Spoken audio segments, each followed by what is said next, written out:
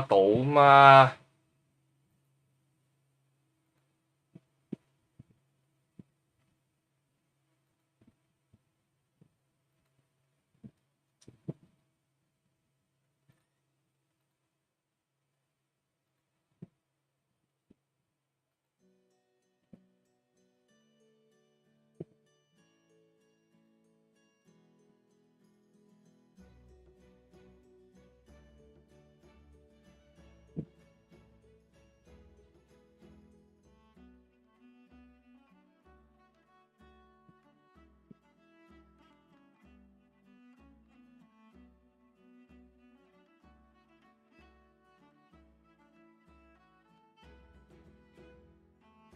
？Hello, this is Lottery248. Welcome to tonight's Balefort online.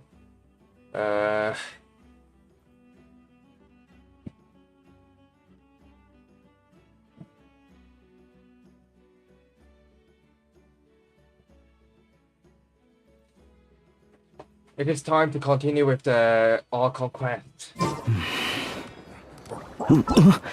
Pretty much with that map there, and another part of the.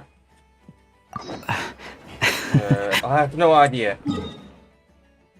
Probably the archon quest first, and a lot of story quest.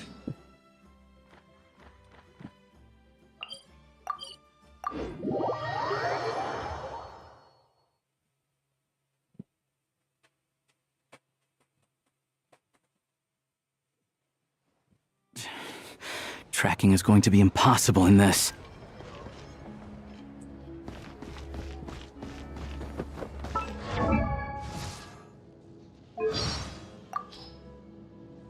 Wish I could shed some fur too.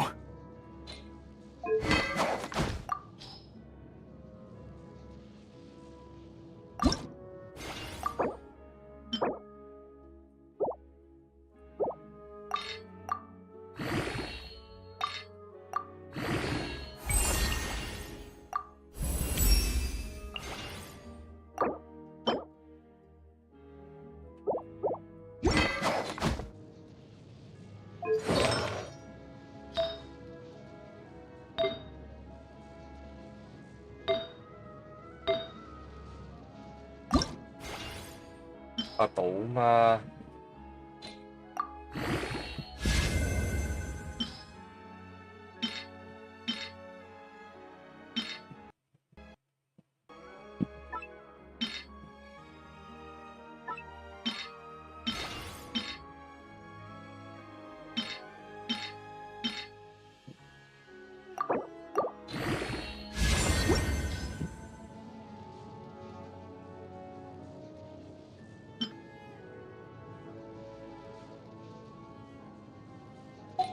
Hey, the Geo has a new one to play with.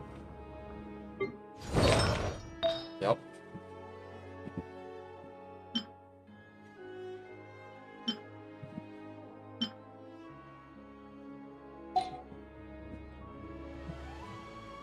That's Navia.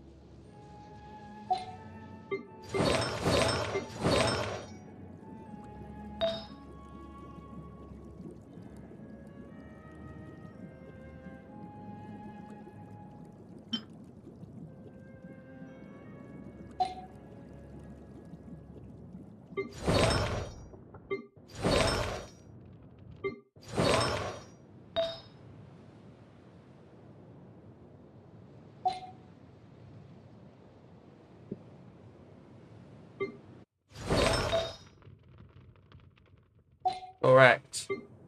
For that matter,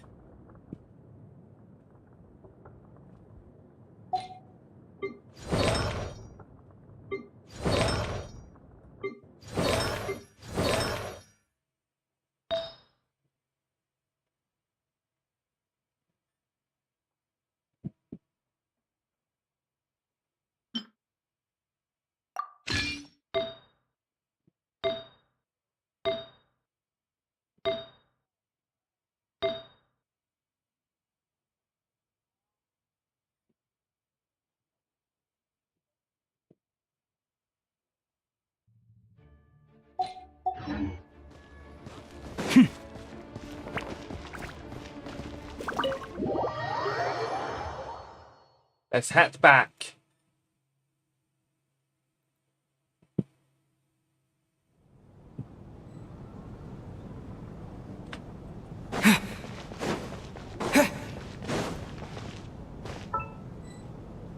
Oh.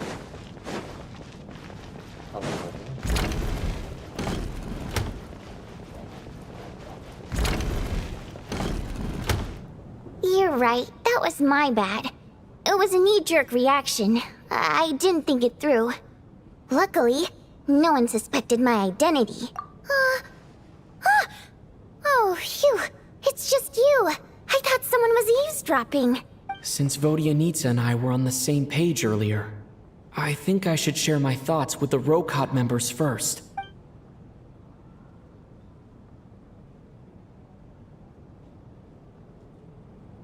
Whoa. Are you serious? I don't know if this counts as gossip, but it's definitely on track to be the juiciest this whole year. Odette? Really? Odette? Oh god, how dumb does this make me look? Lelek has been right under my nose this whole time, and I didn't notice a thing. Actually, it's exactly what you'd expect. Sometimes, hiding in plain sight is the best strategy. And now that you mention it, the more I think about it, the more sense it seems to make. It all adds up. What are we up to now? 1, 2, 3, 4... Odette's identities. She's my coworker, specifically a ballerina, and also a Fatus, a member of the Rokot. Now, Lelek. It must be so exhausting. I just want to give her a hug. I guess since I've always known her as a member of the Fatui, it never even crossed my mind that she could be involved with the Rokot, let alone be Lelek. I don't understand. If she's with the Fatui, what reason could she have for being so opposed to Project Stusha? Probably best if you ask her that in person. Well, since you waited until now to bring this up instead of announcing it to everyone earlier, does that mean we're all on the same page here? Yeah.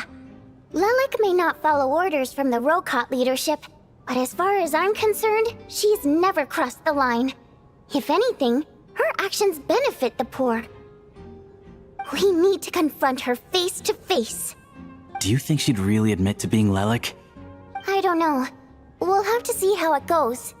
For now, we'll work on the assumption that she didn't kill anyone, and see how much she's willing to tell us.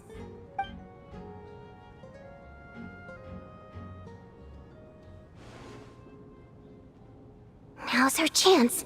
Odette's alone. Let's go. Hey, Odette. What is it, you guys? Shh.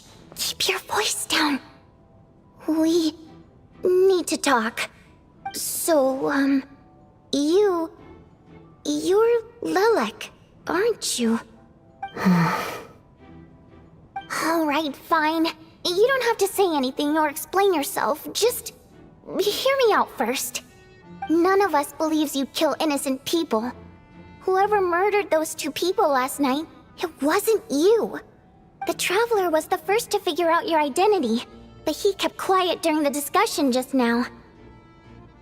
Still, it's clear where the group consensus is heading. Everyone believes Lelik is the culprit. If your identity is exposed, you'll be in a really bad spot. We're your colleagues, and we know what kind of person you are. I don't want anything bad to happen to you. So, can you clue us in? Tell us everything.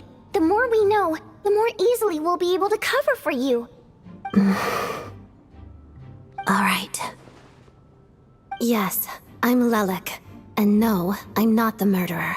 And thanks, but I don't need you to cover for me. Actually, I'm planning to reveal my identity. Huh? You're gonna reveal that you're Lelik? Here? That's right. I'll admit I was surprised at first when Chuganov guessed that I was here. It was just a lucky guess, but it caught me off guard. But after taking some time to assess the situation and confirm where everyone stands, I don't believe I have anything to worry about. Are you sure you don't need a second opinion? Given the circumstances. Mr. Valeri! What?!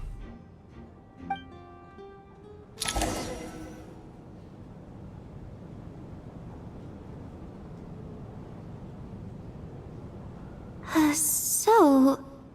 Odette is Lelik? I don't know what game you're playing, but you've got a lot of nerve. It's just one identity. So what if it's exposed? I can disappear and adopt a new identity anytime I please. I made my peace with this when I chose to become Lelik. But more importantly, I promise I am not the murderer, which means that someone else is. So, if anyone still insists that I did this, you'd best produce the evidence now. Otherwise, I suggest that you bite your tongue. Because if you really believe I killed 2 people without making a sound or leaving a trace, pointing fingers at me would surely only make you my next target. Is this really the truth, Miss Odette? That's confidence, all right. I believe you. A real no-nonsense attitude.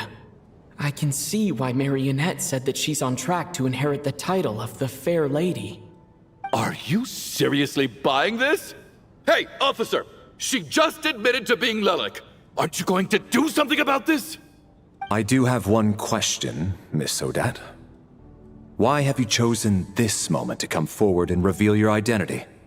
If I didn't say anything, everyone would be focusing all their efforts on finding Lelik. And that is exactly what the real culprit wants. I don't want to be the scapegoat who lets the murderer get away with this crime. Despite all the accusations, she made the smart choice. A remarkable display of rational thinking under pressure. Clearly, Odette's talent extends far beyond the art of dance. She thought so far ahead. Ugh, why do I always feel like I'm one step behind her in everything? You've convinced me. Dealing with the murder case remains the top priority right now. Let's put the name Lelik and all related incidents aside until further notice. Nevertheless, the group still considers you the prime suspect. I assume you have no quarrel with that, Miss Odette? I understand. You're welcome to keep an eye on me around the clock. I have no objections. Mr. Chuganov? For my wife and daughter's sake, I'll let you off the hook for now. But don't think you're forgiven for breaking into my house and threatening me. Just wait till we get out of here, Lelik. We'll settle the score then.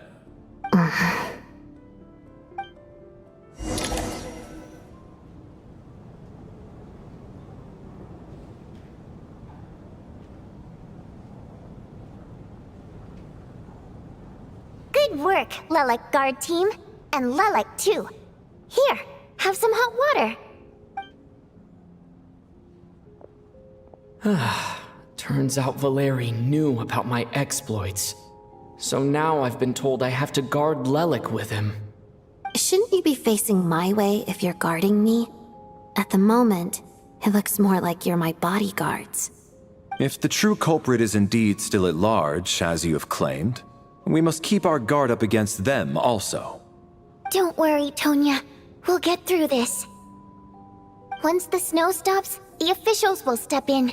The investigation will get easier, and then we'll be safe. But once the snow stops, won't everyone just leave? You're gonna miss us, huh? Well, some of us work at the theaters, so we'll still be here. I'll even give you a special backstage pass. Really, Miss Vodyanitsa? That's awesome! You've made a fan for life! Aw, you're so cute, Tonya. Alright, let's swear to it. I promise to give you the pass, and you promise to never change your mind about being my fan. Promise. Don't indulge her, Tonya. You don't have to swear an oath over things like that. You really do get carried away sometimes, don't you, Miss Vodyanitsa? Hey, mind your own business.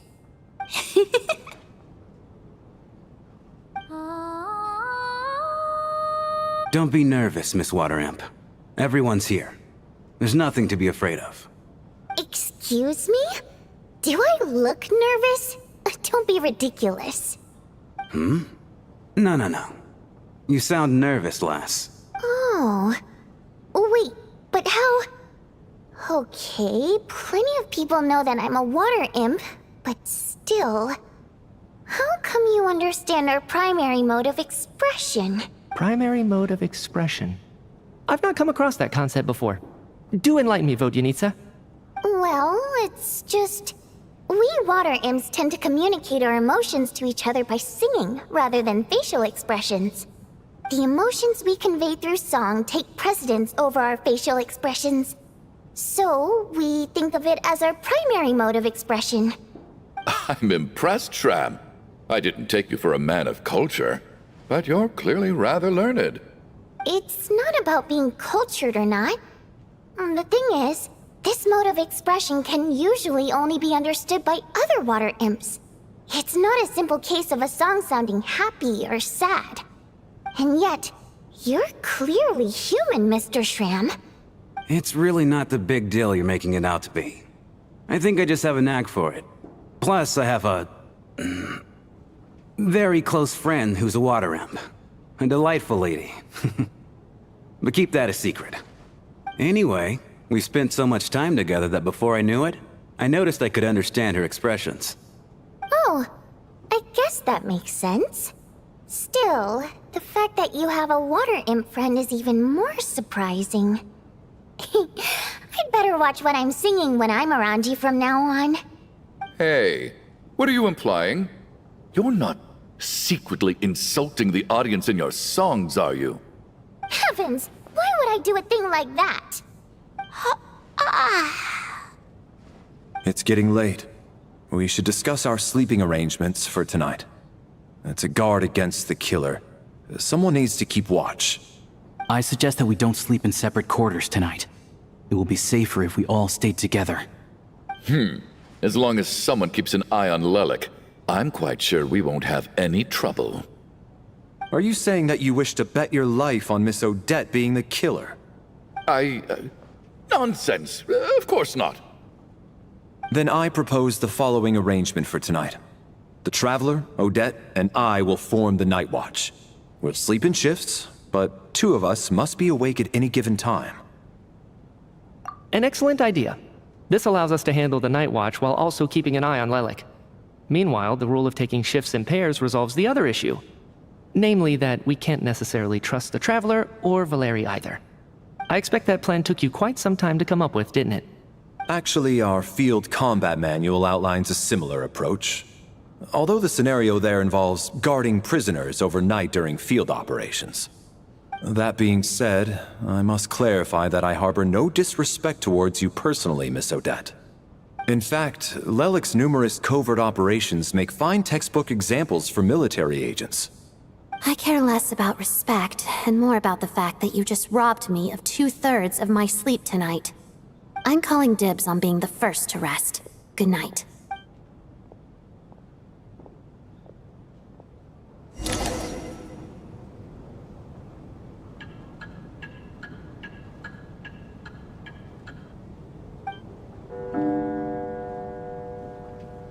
It's almost time. We should wake Odette. How are you faring? Oh, not going to argue with that. I'll take a quick nap. If you start to feel sleepy, wake me up anytime.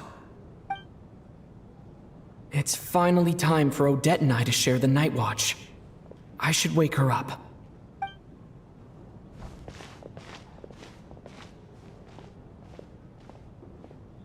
I came here to get information from her in the first place. Maybe I should think about what questions I want to ask before she wakes up. How long are you gonna keep staring at me? Couldn't sleep. My mind's been running haywire. Plus, there's something I've been meaning to talk to you about. I had a hunch that you wanted a conversation too. Let's take this chance to clear the air, shall we?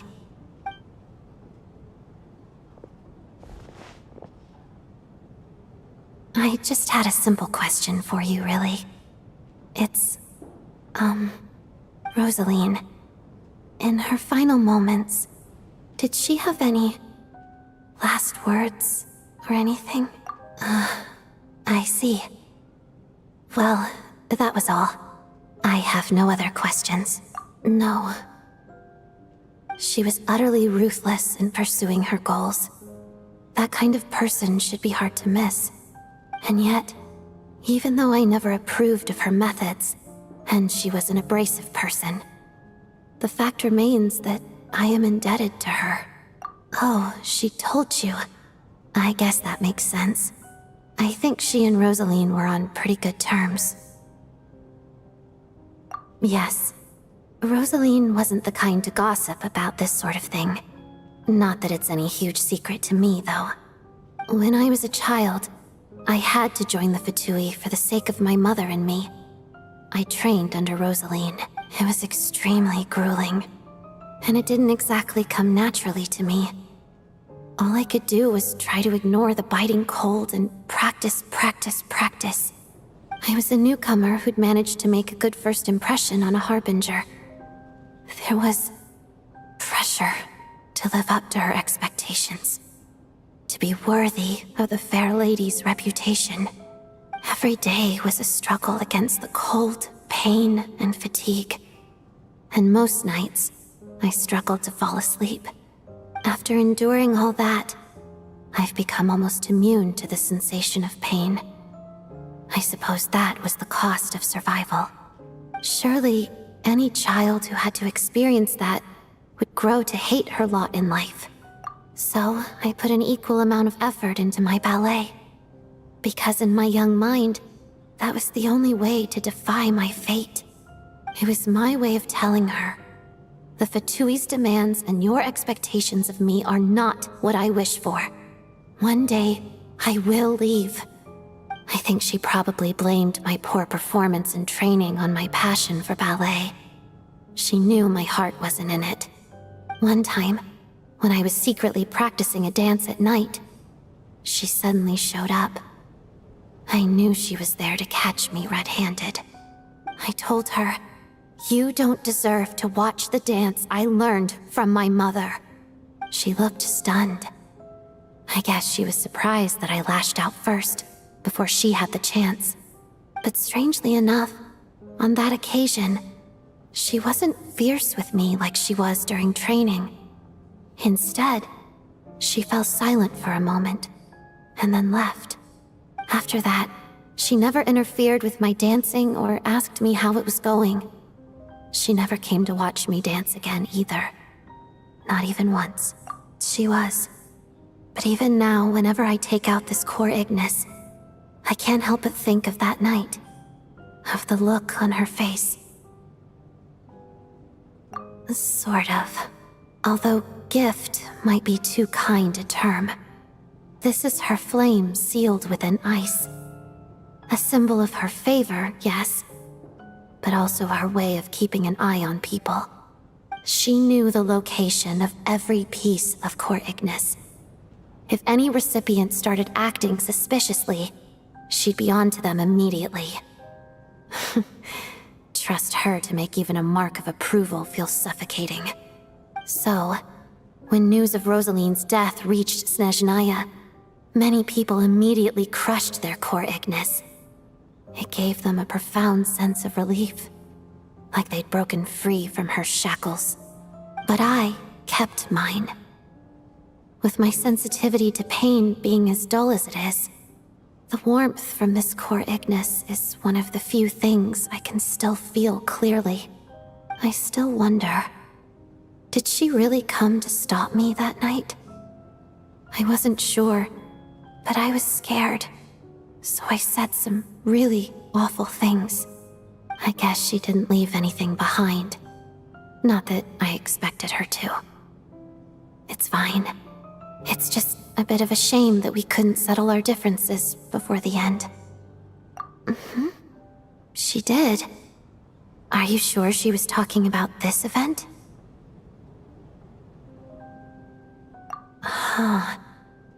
No, she didn't. I didn't even find out that she'd gone to Mondstadt until a while after she'd left. Wait, in that case... Okay, I will. Thanks for letting me know. There's something I'm trying to figure out. I'm beginning to suspect that Paimon's mystery illness is being caused by the energy research behind Project Stuja. Paimon's very important to me, so I have to get to the bottom of this. I figured that since you're Lelik, you might know something about all this. The ultimate goal of this energy experiment is to create a weapon for the final battle. The weapon's construction was completed in Nodkrai. Now, all that remains is to arm it with a sufficiently powerful energy. Yes, the weapon's development and all the related experiments are overseen by Lord Piero, the Jester, and the lab is located deep within the Armory Palace. I'm not sure why this experiment would be making Paimon feel unwell, though. The best way to get to the bottom of it would be to go there in person. Once we get out of here, I'll help you apply for an entry permit. And I'm hardly the organization's proudest member, as you know. You answered my question about Rosaline. I want to do you a favor in return. It's that simple.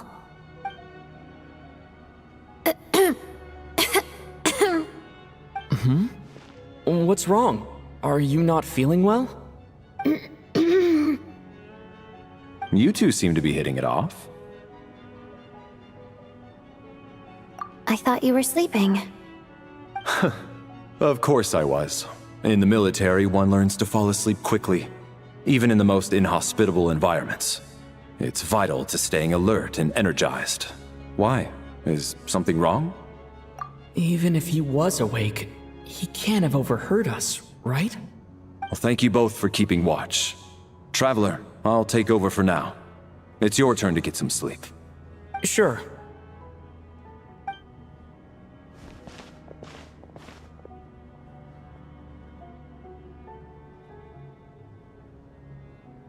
This is our second night here, but at least I've found out a little more about Paimon's condition.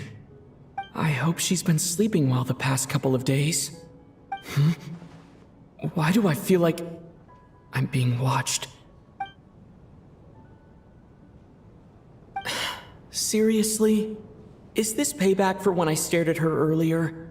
But I thought she was asleep. Never mind. I'd better try and get some sleep myself.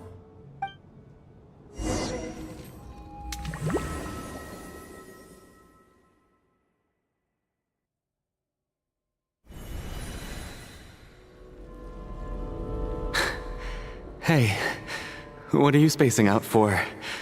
Are you reaching your limit too? How long have we been walking for?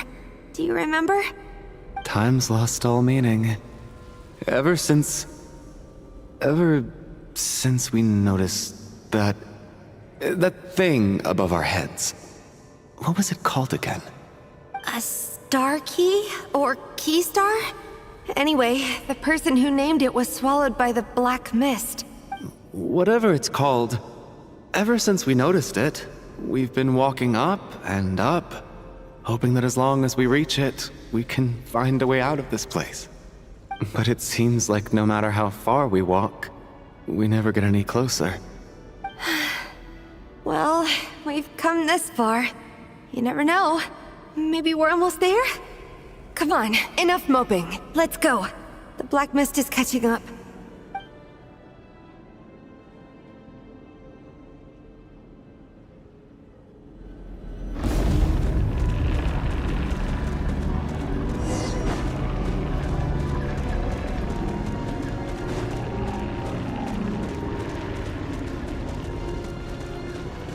Monsters! Watch out! Not again! I've lost count of how many times we run into them. Be careful.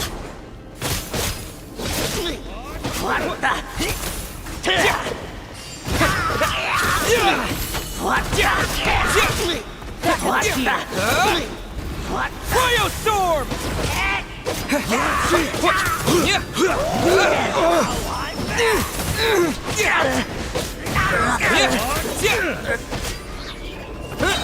Fighting frog!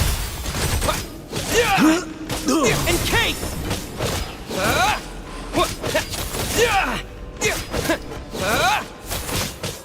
Should've run faster.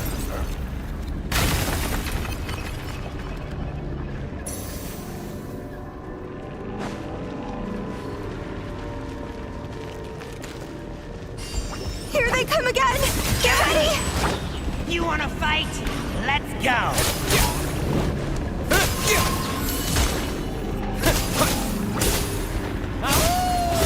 Get a lot of hits!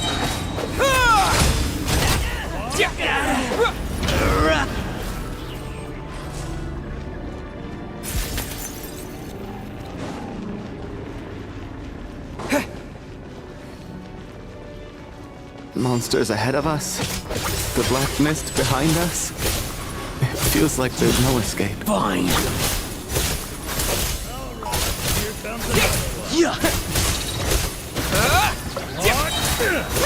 Fighting frog!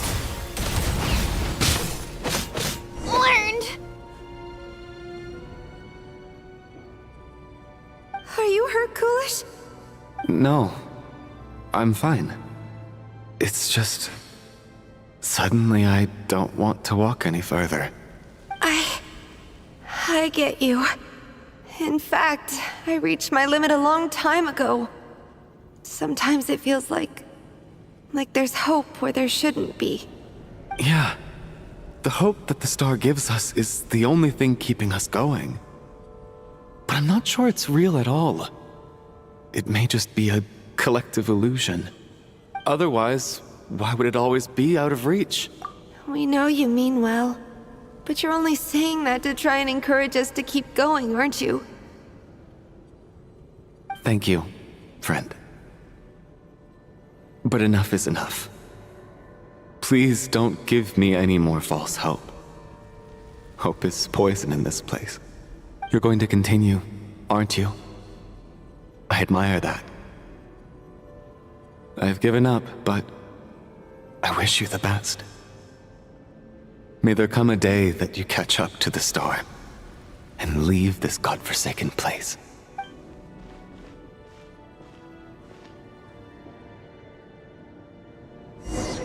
It's not an illusion.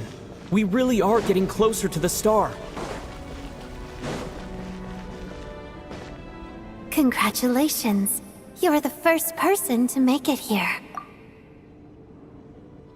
I'm the star's envoy. The black mist has stopped rising.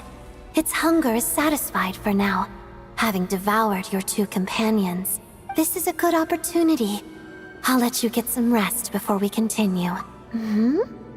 What do you mean, leave? The star represents the starting point. It's the waypoint for the beginning. Congratulations on reaching the starting point. Once you are ready, we will head out and walk upwards. I will be right by your side the whole way. Huh? What's wrong? Hey, don't give up before the journey's even begun.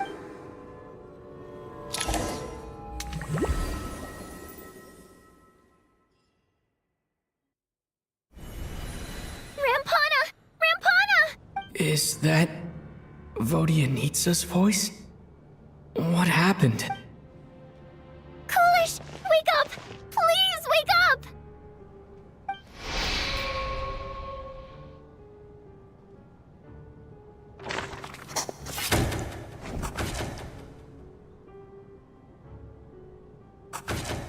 The situation is identical to that of the 2 casualties yesterday. We cannot ascertain the cause of death. At least there are some elements that we can rule out this time. They slept on the stage with everyone else. So I suppose the surrounding environment can't be a relevant variable. Rampana. Coolish. Weren't some of us keeping watch last night? 3 of us, in fact. How could you not notice something was wrong? I'm as confused as you are. Certainly nothing unusual happened on my watch. Likewise, and from what I've observed so far, both Miss Odette and the Traveler can be trusted. To be honest, I didn't get a wink of sleep last night. I couldn't help but think I was the target, so I just laid there with my eyes closed.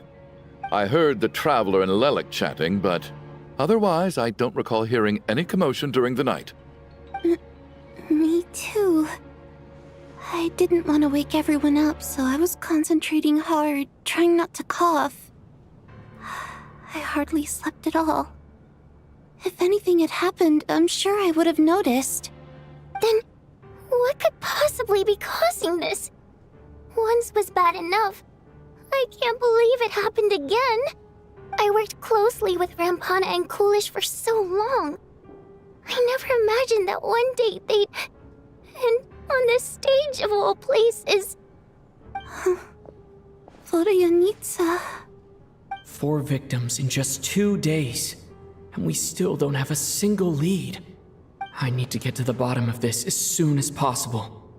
And above all, keep Tonya safe. I'd never be able to look Child in the eye again otherwise. Still snowing? Yes, I just checked. Still no sign of anyone outside either. So we only have ourselves to rely on. If you ask me, this killer can clearly strike whenever they please. The Night Watch was a useless endeavor from the start. Lelik must be an expert in poisoning. Clearly she used some poison that can't be detected on the corpse. Here we go again. Listen, I was already thinking to myself last night, was Lelik's reason for revealing her identity the real story? Well, now I have my answer. It most certainly was not. She's been playing us for fools. You get off on this, don't you? Revealing your identity, only to carry on with your killing spree? That's a hideous thought. One that only a hideous mind like yours could dream up. How dare you? That's enough! Yesterday, you named Lelik as a suspect because the victims were both wealthy merchants. Lelik might have had a motive then, but today's victims were just ordinary people. Not to mention that they were colleagues of Odette and mine. What reason would she have to murder them? Let me guess. Just to scare you? Who knows? Maybe you don't know her as well as you think. I implore you all to ask yourselves, how many people are there really in this world that have what it takes to kill another person? Not many, I'd wager. Lelik is well known to be a ruthless operator, and now she has revealed her identity. How could it be any more obvious? Everything you've said so far is still just conjecture, which doesn't constitute a concrete lead. You need to back up your claims with some evidence. How can you defend her, officer? What did she say to you while you were on Night Watch? Maybe I shouldn't be so surprised. You military types are always colluding with criminals to target the rich.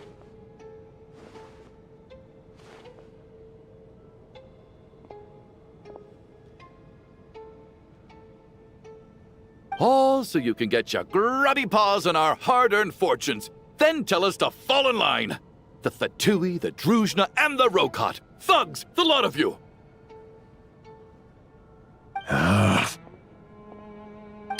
Don't you dare!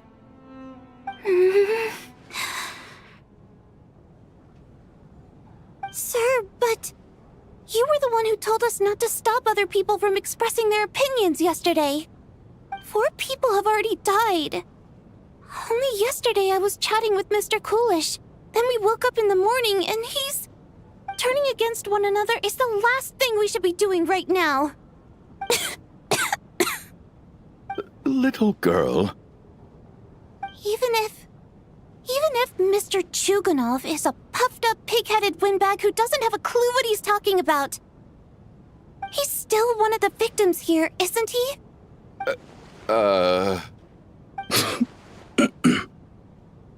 Quite. I had no intention of resorting to violence. But you're right, Miss Tonia. I ought not prevent him from speaking his mind. In any case, I believe Mr. Chuganov has calmed down a little now. We may resume our discussion. I don't think there's any need for that. What is there to discuss? Nothing about this situation is normal. Did you have an idea, Mitya? You're the brainiac here, right? Come on, clue us in! I've been mulling something over. All the leads we have so far concern things from outside the theater. Miss Odette's alter ego, the threats Mr. Chuganov received. But then there's the 2 double murder crime scenes themselves, which have given us absolutely nothing to go on whatsoever. That's highly unusual. Even with the most careful killers, there's always some evidence left behind. So what are you suggesting? I think this could be a supernatural event. It isn't characteristic of human-on-human homicide at all. Correct me if I'm wrong, but aren't you supposed to be a scientist? That doesn't sound like a conclusion someone like you is supposed to make. I got into scientific research because of my insatiable curiosity. But if the present situation defies all known scientific explanations, I don't mind shifting my curiosity toward the paranormal instead. Now that you mention it, I remember when I first came to the theater. I heard rumors about this place being haunted. Haunted? Yeah, I think I heard the same thing. But I mean, they're only rumors, right? We've worked here for years. Surely we would have noticed any spooky goings-on by now. Well, this has taken an unexpected turn. A haunted theater? If Paimon were here, she'd probably be hiding behind me in fear right now. Why don't we take this opportunity to look for clues again with a more open mind? Maybe a different perspective will help us see something different. Very well. Whether it's criminals or ghosts we're looking for, the same rules apply. Everyone needs to tread carefully. I'll move the bodies into the same room for now.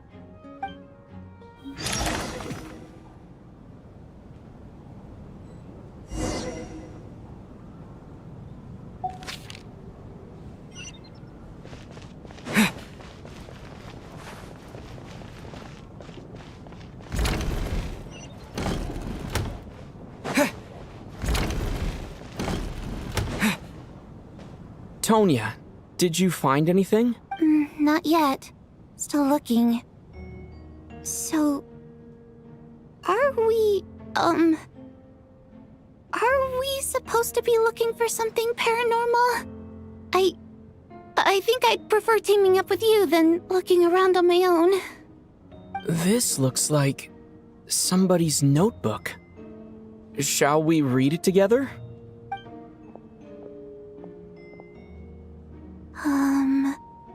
Well, it doesn't look scary or anything, so I guess it should be fine. Alright, let's read it together.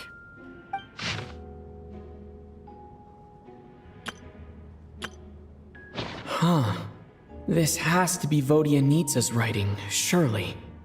Maybe it's a little rude for us to peek at this. I feel like I just read someone's secret diary by accident.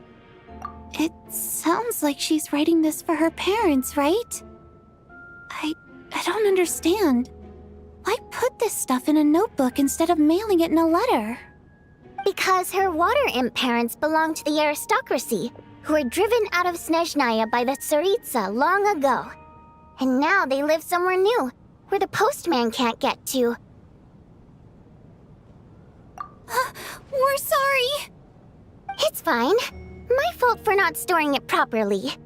I can't leave things lying around and expect them to get ignored when everyone's scouring the place for clues. Alright, give me my notebook back. I'll take over the investigation in this room.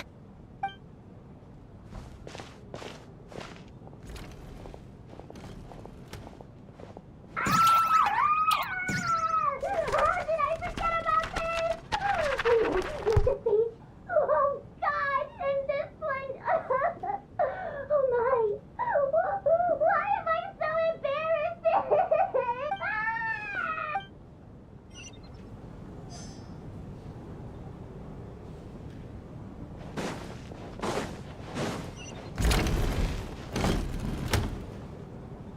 Valeri, come take a look at this.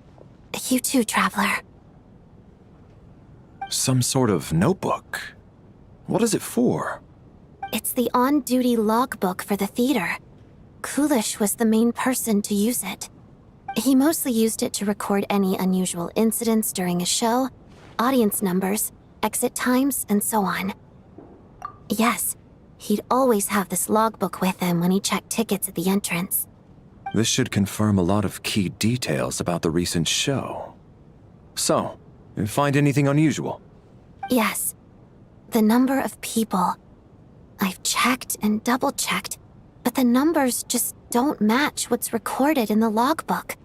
Apparently, we have an extra person among us. Are we certain that logbook is accurate? Could someone have sneaked in without buying a ticket or something? Unlikely. Kulish took his duties very seriously. I've rarely seen any errors in his work. Not to mention that this was a dress rehearsal, meaning smaller audience numbers and tighter ticket restrictions than usual. Everything would have been well within his control. We no longer have our tickets with us, do we? They got collected on entry. I assume there's no way we can check them again. Unfortunately not. The theater recycles tickets. Once people are in the door, they don't tend to leave until the show ends, so we collect the tickets at the point of entry. Still, I'm inclined to believe that this discrepancy in the head count is significant somehow. Did an extra person just materialize out of thin air?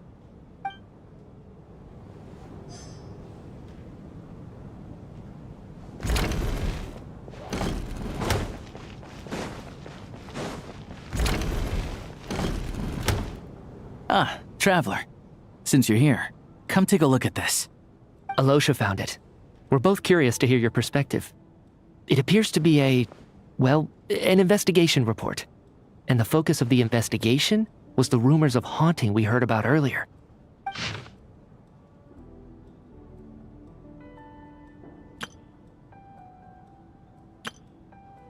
An investigation report, huh? Looks quite old. This person's name looks to be of Sumeru origin to me. Was the investigator from Sumeru? The theater manager must have hired an investigator once specifically to look into this issue. But it doesn't look like anyone ever looked at the report. Presumably, the manager wanted to know if the supposed haunting was dangerous while also being fearful of word getting out in case it affected the theater's business. Anyway, the bottom line is, the haunting is actually real after all. It's caused by an obstruction in the ley lines. Is there any chance this is the key to finally making some progress with the murder cases? Ley line problems are pretty unexceptional to me by this point. And while it certainly offers an explanation for the ghosts, it's hard to imagine what connection it could have to these two murder cases. Some of the language that appears at the very end of the report caught my eye. Angel civilization, ley line renovation? My area of research doesn't touch on any of that, so it's completely outside of my wheelhouse. Huh? A piece of paper just fell out from the report. It landed right by your feet.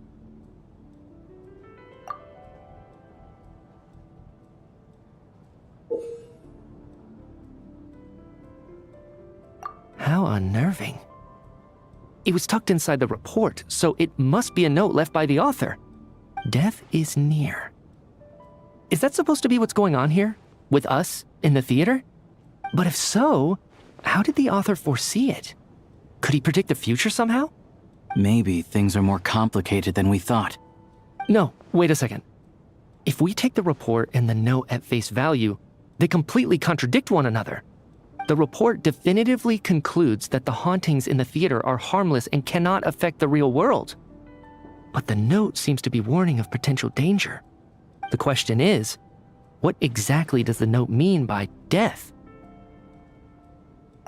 The various ways we could interpret this keyword lead in completely different directions.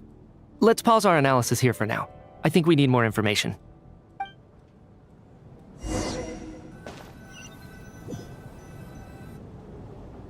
If we take all this together, it's not impossible, is it? If anything, it's the natural conclusion. Oh, I beg to differ. This sounds to me like a product of a researcher's vivid imagination. And perhaps it's because I'm still viewing this through the lens of a typical murder investigation. But still, I'm struggling to be persuaded by your theory. Does it really sound that far-fetched?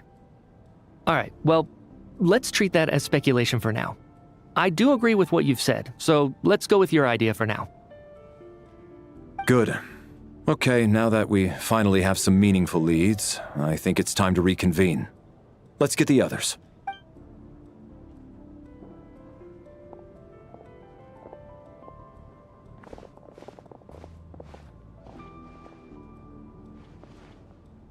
So, that's about everything we've discovered so far.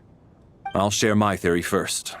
Based on what we've learned from the logbook, I believe the extra person among us is most likely the killer. If the killer had simply bought a ticket, it would have greatly increased the risk of their identity being exposed. I expect he or she either hid in the theater ahead of time, or found a way to slip past the ticket inspection. What about the note found in the investigation report? Any thoughts on how that fits in? The killer may have simply planted it there as some sort of sick joke. I've seen my fair share of psychopathic killers. They love playing cryptic mind games. So, it has nothing to do with the haunting of the theater after all. This theory makes sense to me. If we have an audience member unaccounted for, chances are they didn't come here to watch the show. Could it really be that simple? So, in other words, all we have to do is find out who got in here without a ticket, and all our problems will be solved? Then let me make one thing clear. All the theater staff should be well aware that I came here for the rehearsal legitimately, yes? There's no way I'm the one who didn't have a ticket. It's true. I hear you used every trick in the book to get a hold of that ticket, too. Everything short of throwing a temper tantrum and rolling around on the floor at the entrance. I most certainly did not degrade myself in such a way. Probably a stupid question, but I might as well ask. Did anyone here get in without having their ticket checked? Hmm? Guess it was naive of me to expect them to just admit to it. Especially after the unprompted Lelek reveal. Once was already a miracle. Twice would be unfathomable.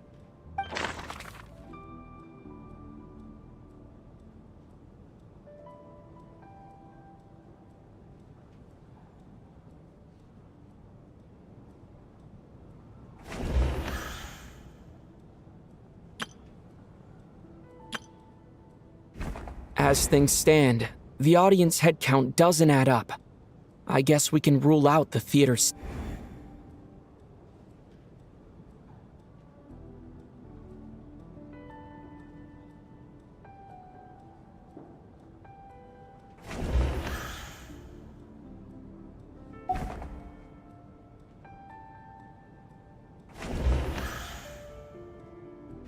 Sounds like Chuganov went to a lot of trouble to get his ticket, because everyone at the theater knows about it.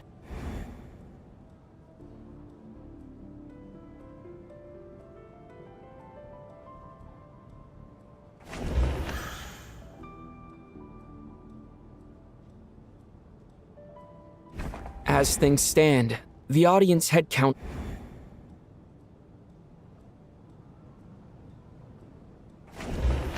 I got my ticket from Child. It was all above board, and my ticket was checked at the entrance.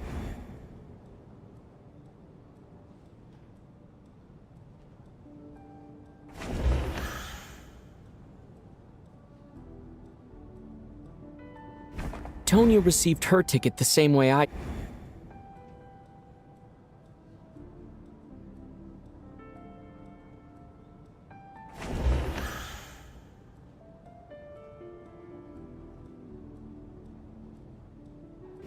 Valeri came to the theater to catch me.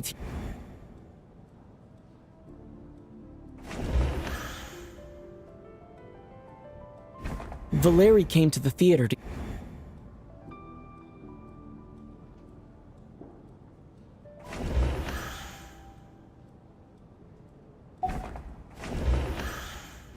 As things stand, the audience...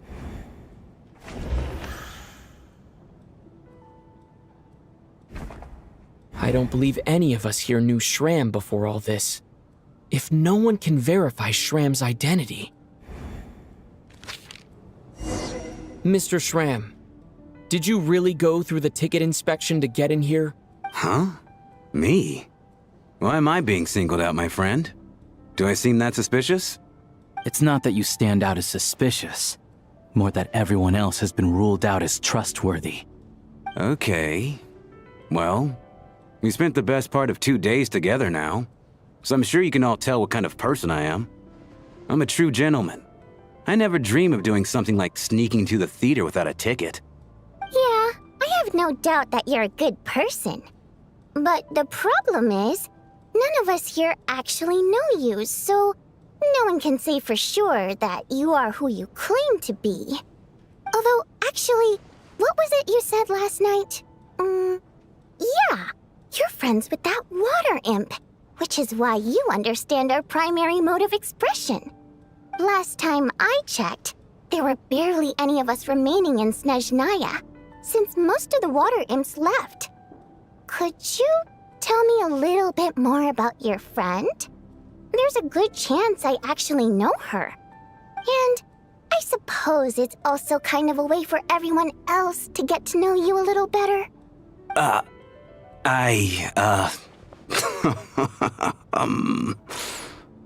Good grief. Are you blushing? Pull yourself together, man. Stop giggling like a teenage boy. It's revolting. Hey, revolting is a little strong. All right, fine. I'll admit it. That water imp friend of mine, the truth is, we're dating. I was just the bodyguard hired by our family. But the stars must have aligned, because sparks began to fly between me and their daughter. Never in my wildest dreams did I think I'd get so lucky. We don't need details. Just get to the point. Okay. I'm just a little hesitant to reveal her name, that's all. You know how it is. These are delicate times. Even with me to protect her. If word gets out that she's dating a human, both the Fae and human factions will give her a hard time. Really? Wait, no. That can't be. Huh? Shram, what the devil are you talking about?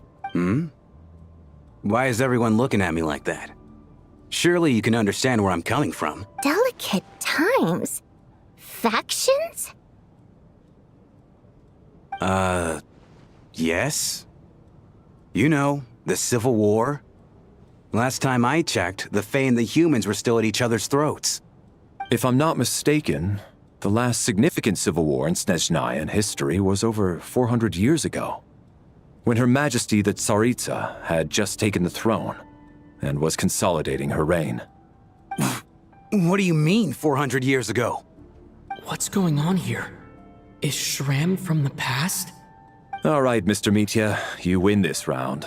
As far-fetched as it is, it appears that your theory may be correct. I'm just as amazed as you are. I didn't even believe it myself, to be honest. Is someone going to explain what's going on here? From the look on your face, you figured it out too, haven't you, Traveler?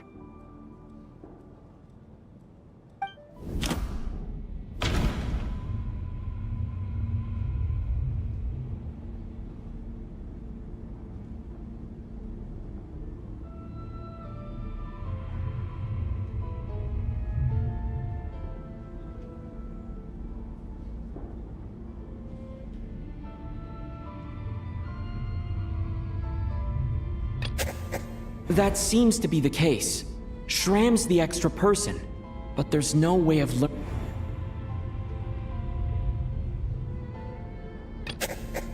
No. The truth lies within the clues we've all...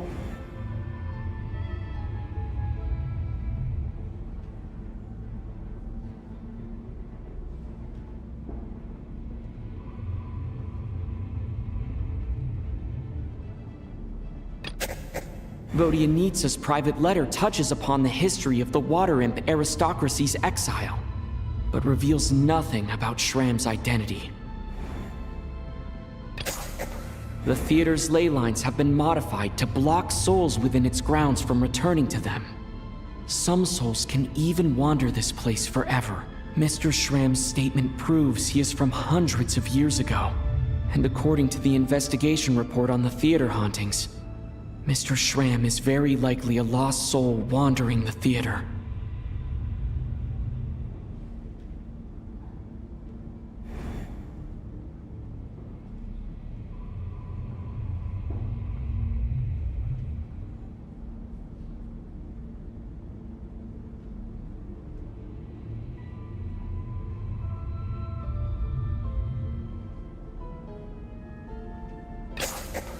For some unknown reason, the soul that has been wandering the theater due to the ley line issues has joined our group and blended in. Yeah, that must be the immediate reason why the ticket count doesn't match the number of people present.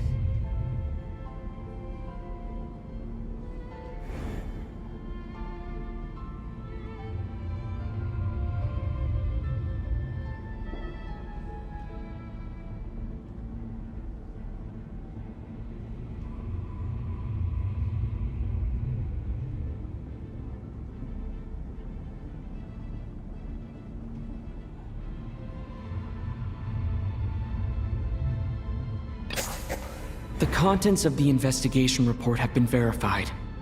There are indeed ley line issues and wandering souls in the theater. Death likely symbolizes the deceased. Mr. Shram, for instance. Death is near. That must mean that there's a dead person in our midst. That's the truth, isn't it?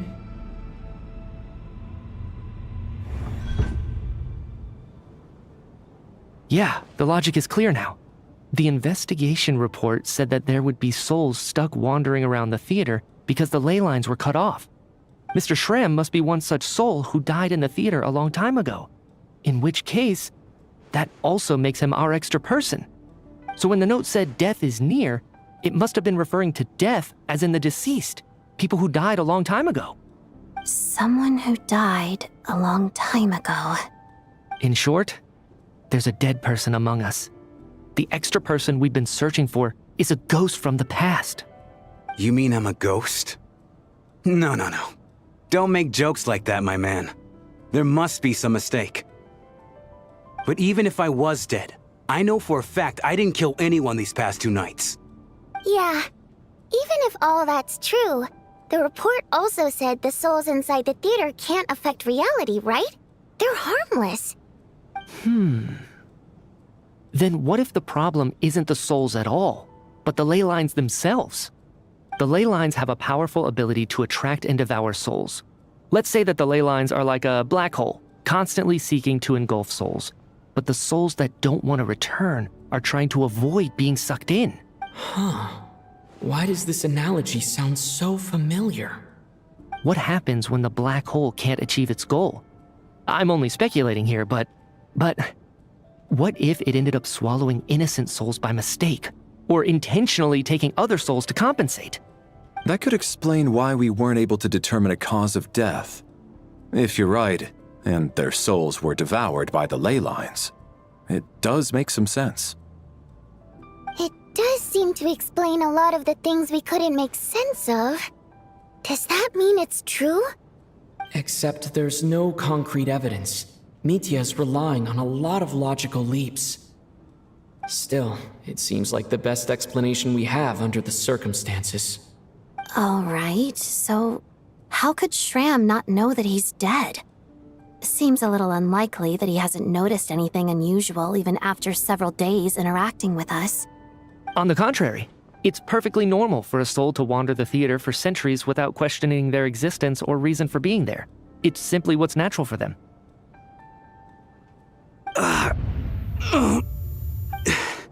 You know what, Mr. Brainiac?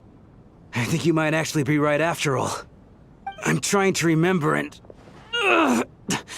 even though my head feels like it's going to explode, I think... it's all coming back to me.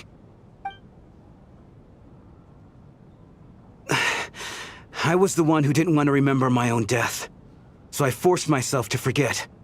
Well, I'm sure those are painful memories. My lady and I snuck out to go on a date one day. We bought tickets for the theater. It wasn't really my thing, but I was just happy to be together.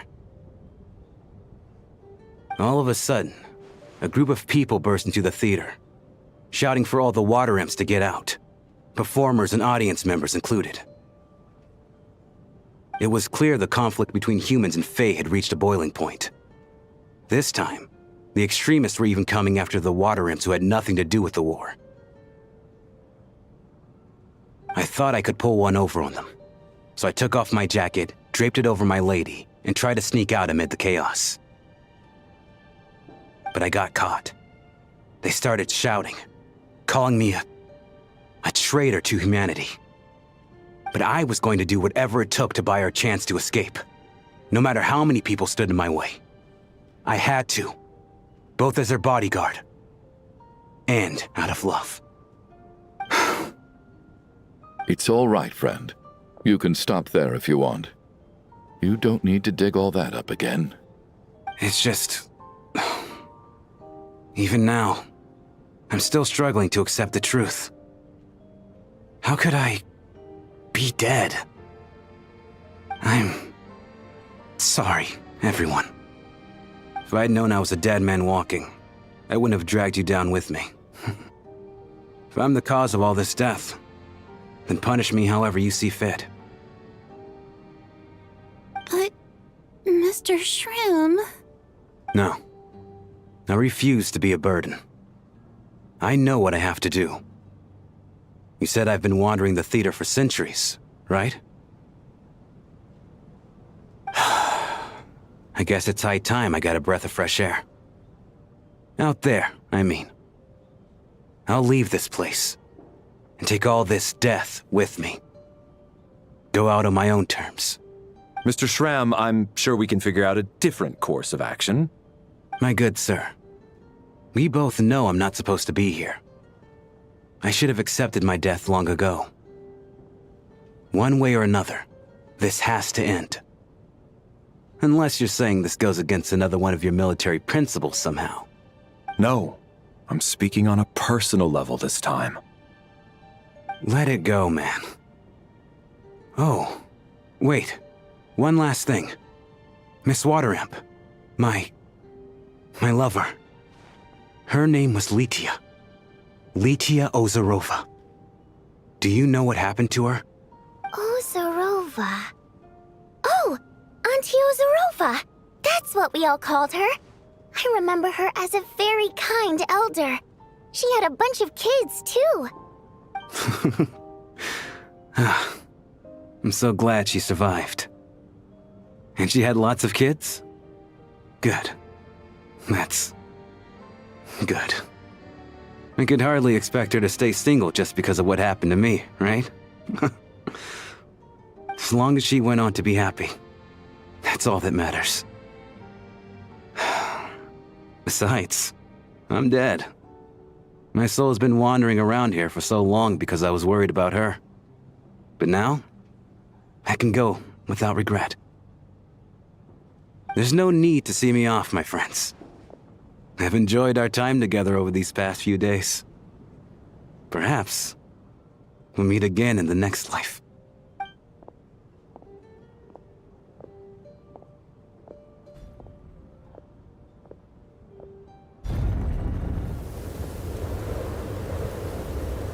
Take care, my man.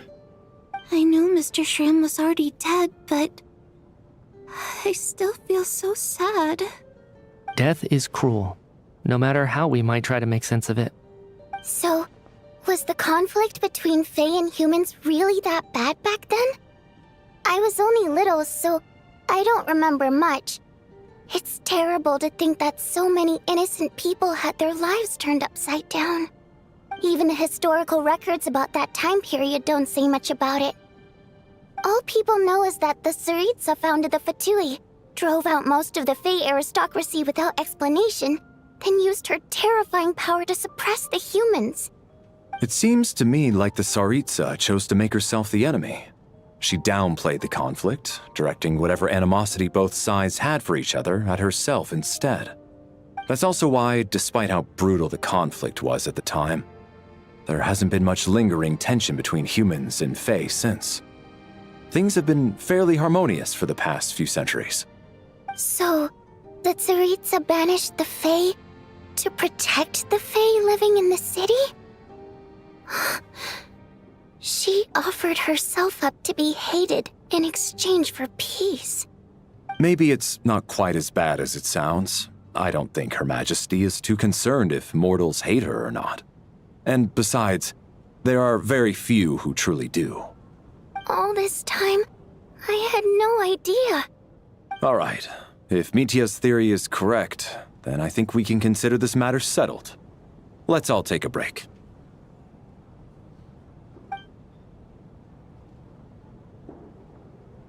Ugh, if only this blasted storm wasn't still raging on.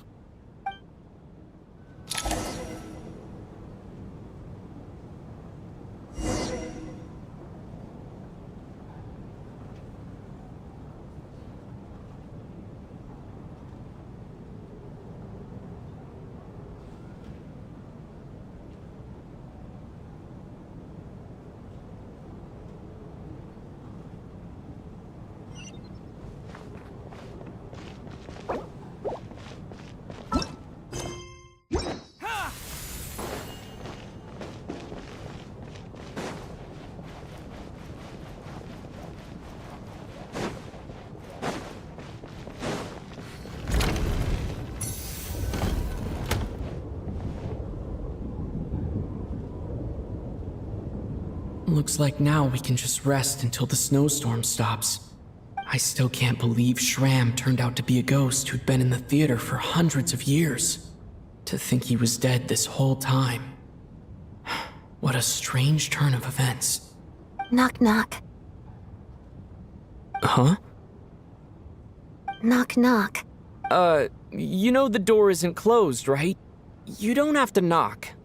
Think of it as a signal then. When I'm entering someone else's room and I knock, I'm here as Odette. If I don't knock, it's Lelik. Thanks. So, why did you come to find me? Is there something I can help with? Vodyanitsa said you knew about my secret identity from the start. But when everyone was discussing who Lelik could be, you were worried that revealing what you knew would be unfair to me, so you kept it to yourself, right? Yes. I'm extremely grateful for that. It's nothing. I mean, you didn't hold what happened with Signora against me, so I should thank you for that as well. Actually, there's something else as well. I found myself in a situation similar to the one you were in when you helped conceal my identity. So I thought I'd come and ask you for advice. It's about Mitia. Before all of this, the last time I saw him, he was dead. As I'm sure you know, my goal as Lelik was to stop Project Stuja. Well, when I found out the tech lead for the experiment behind Project Stuja was Mitia, I immediately started planning to track him down and threaten him to back out. I often saw him around the theater, but I soon concluded that making my move there would risk exposing my identity. So I decided to infiltrate the Armory Palace and go directly to his lab. That way, the threat would be much more effective. Well, I suppose there was a bit of luck involved. But I am a Fatus, so I already had some familiarity with the building's layout. But when I finally made it to his lab, Mitia seemed to be dead. I checked his breathing and his pulse. He had no vital signs whatsoever. I'm certain of that. I thought maybe another anti-Project Stuja activist had beaten me to it, and chosen a much more brutal method. So I made myself scarce. That's why you were so on guard around Mitya that first night here. Yes. When I saw him sitting in the audience during the performance, I could barely contain the shock. To me, it was a miracle. Somehow, he'd come back from the dead. But then, the murder started happening and things got so complicated that it wasn't really at the front of my mind. That is, until Mitya himself said there must be a dead person among us. Then, I couldn't ignore it any longer. And yet, you thought that bringing it up right away would single Mitya out. Just like when everyone was suspecting Lelik. Exactly. I thought there could be something I was missing. Besides, we soon figured out that Mr. Schramm was a ghost. And we knew there was only one extra person. So we thought he had to be the one. But now, it seems like there's another candidate. I understand why you kept it to yourself. There was so much information being thrown around during that discussion. Bringing up Mitya would have just introduced more confusion. So, what do you think we should do? Let me confirm one thing first. When was it that you found Mitya dead? Around a week ago. Sometime in the afternoon. A week ago? That's earlier than I thought. I saw him just a few days ago at a restaurant. That definitely would have been after you found him dead. He seemed completely normal to me. Chatting with Vodyanitsa, trying to avoid Valeri. So he was definitely alive on that day. Huh. Well, all I can say is I know what I saw. Here's a thought. The reason we even suspected a dead person could be among us was because of the problem with the theater's ley lines. But Mitya's death happened inside the Armory Palace. The ley lines affecting the theater shouldn't reach that far. You're right.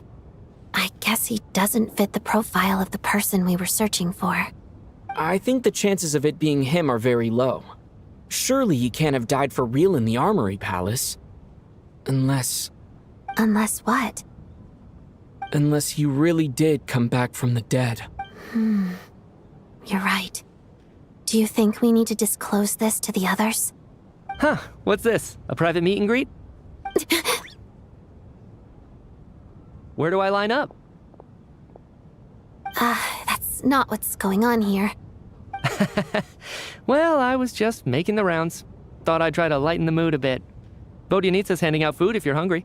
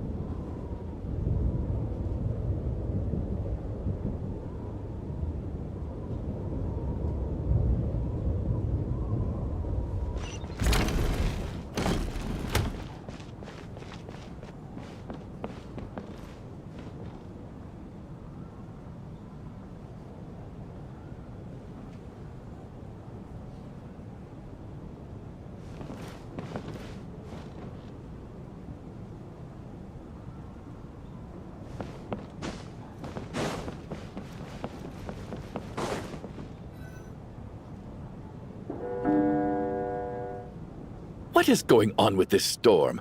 Could it be connected to that monster that just arrived in Snezhnaya? I almost hope it is. Her Majesty the Tsaritsa left to vanquish that beast herself. We just need to wait for her triumphant return. Do you think people still feel the cold after they die? I'm wondering about Schramm. Oh, maybe we should have given him a coat before he went out there. Death itself is cold, isn't it? I'm sure the storm will embrace him. Well, I hope he has a safe journey. I'm going to miss him, I think. It's not like we can blame him for Rampana and Kulish's deaths. Thinking back on it, we barely made it out alive ourselves. Once we get out of here, how are we going to explain what happened to their families?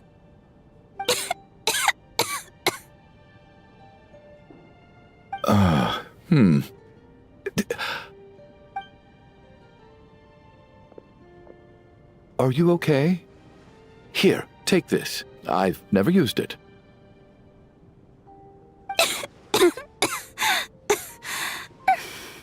Thanks. Look who's Mr. Nice Guy all of a sudden. Is it because Tonya stood up for you this morning? At least you know how to return a favor. Yeah, without Tonya, who knows how badly he would have been hurt. I told you already, I never intended to resort to violence. Duh, bunch of rascals. Little girl? I was rather surprised when you spoke up for me this morning. I didn't think I had many admirers here, so, thank you. Oh, no need to thank me. I said some bad stuff about you too. I've been, too embarrassed to admit it, but, you remind me a lot of my daughter. So kind to everyone, but never lets her old man off the hook. Unless my wife and I are having a fight, then she's always on my side. Especially when she was little. Every time I took her out...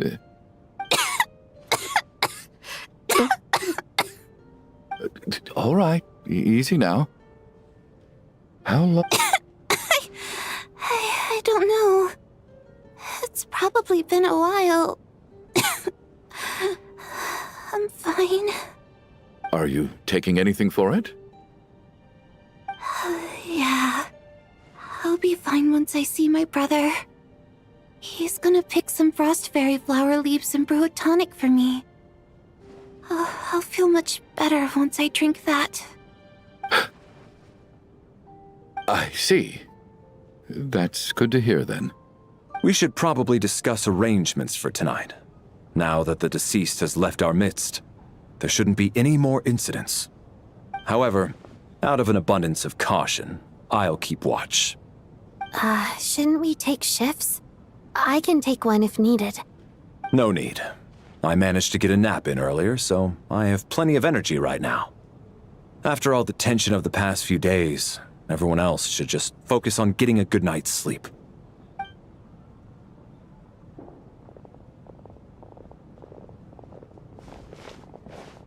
What a long day. This whole situation turned out to be way more complicated than I expected. But Valeri's right. I should just try to calm down and get some rest. The last thing I want is to give myself nightmares.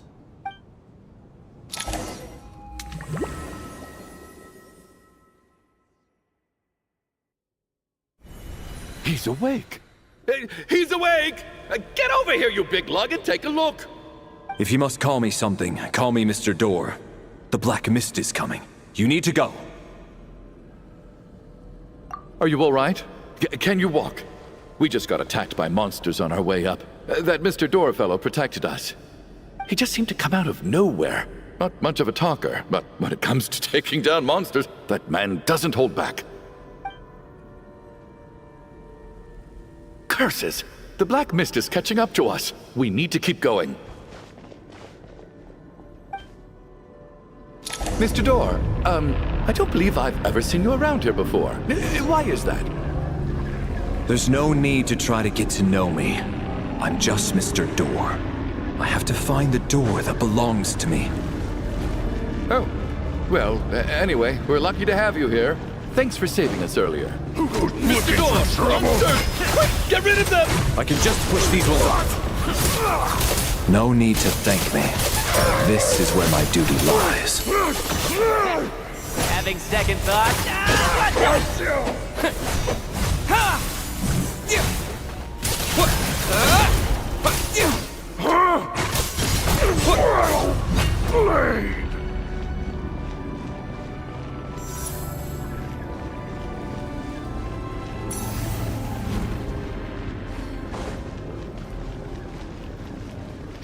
So we're doing this the hard way!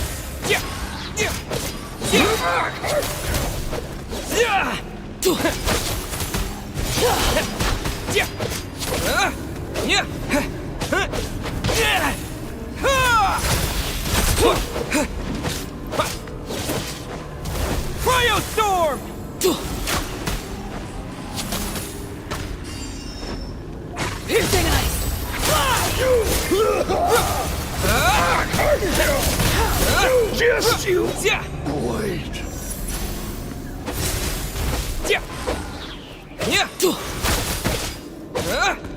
Yeah. Watch this! Remarkable work, Mr. Door. If I had your muscles, I'd do the same.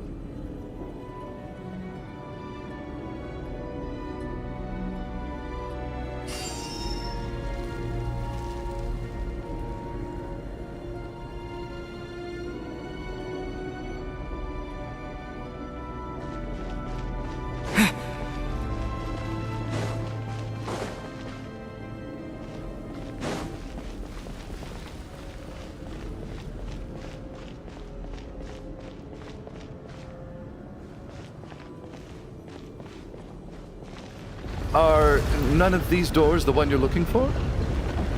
No.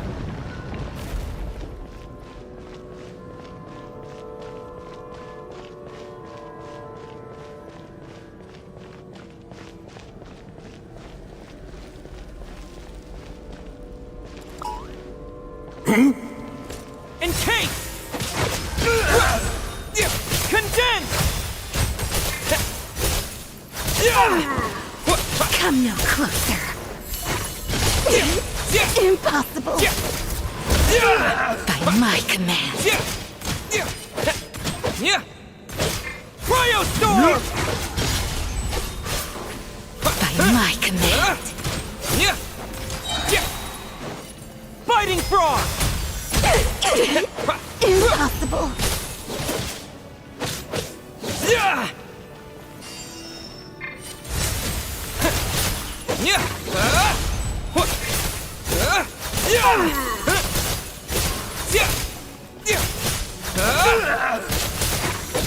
Oh, goodness! I'm so exhausted. And the black mist is still rising. Oh. Wait, look! There's more monsters down there. Are they coming from within the black mist? No, no! They're gaining on us! Quick, keep going, or they'll be at our heels any second!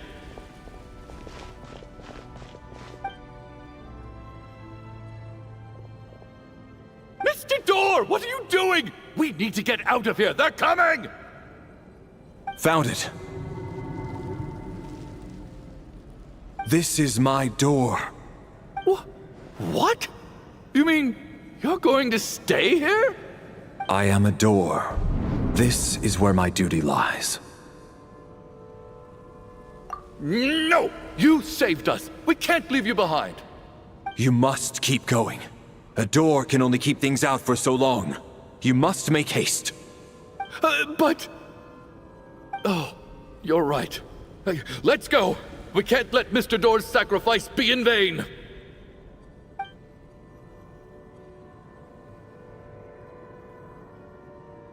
The black mist isn't moving anymore. Looks like both the monsters and Mr. Door are gone. I didn't just imagine all that, did I? Surely I wasn't so scared out of my mind that I hallucinated a door as a human being. Oh, okay, good. There's no way we both hallucinated the same thing. Getting sleepy? Well, looks like we're safe for now. Go ahead. Let's get some rest.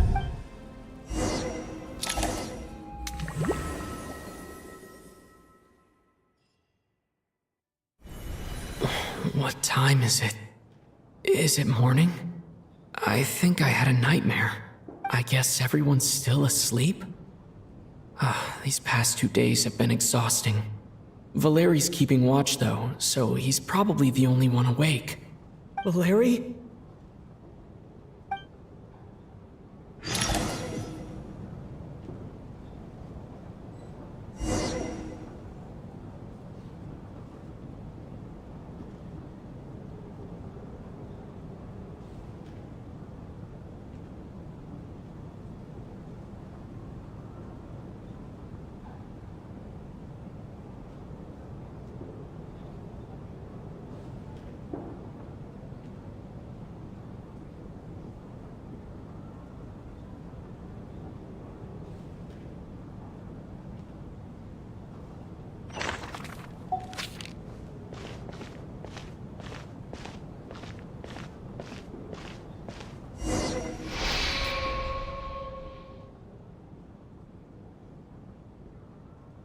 wake up! Everyone needs to wake up!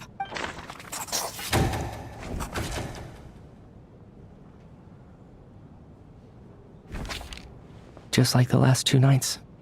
No clear cause of death. I've been a real thorn in your side, haven't I, Mr. Valeri? Now you can rest in peace. But for me, life will be all the duller for not having to run away from you, my friend. How's Tonya? Is she okay? I just checked on her, and it doesn't seem like anything serious. She's just exhausted from the past couple of days, and she's still recovering from her illness. We should let her sleep a bit longer. That means Valeri was the only one who died last night. If Valeri was awake and keeping watch, it would have been impossible to kill him without waking everyone else up. That much is certain. This is so frustrating. Why has nothing changed since yesterday? I thought we already dealt with the dead person causing all this. Actually, one thing has changed. There's only 1 victim this time, not 2. Does that mean...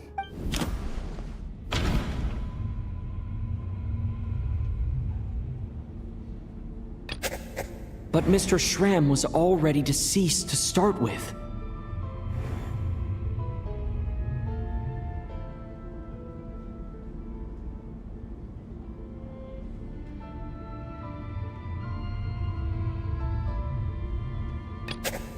Can a death at night even be defended against?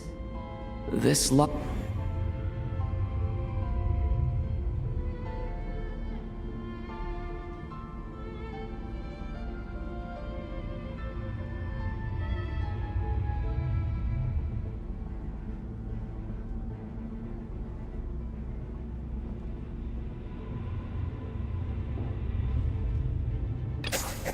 After the deceased Schramm left, there was 1 less victim last night.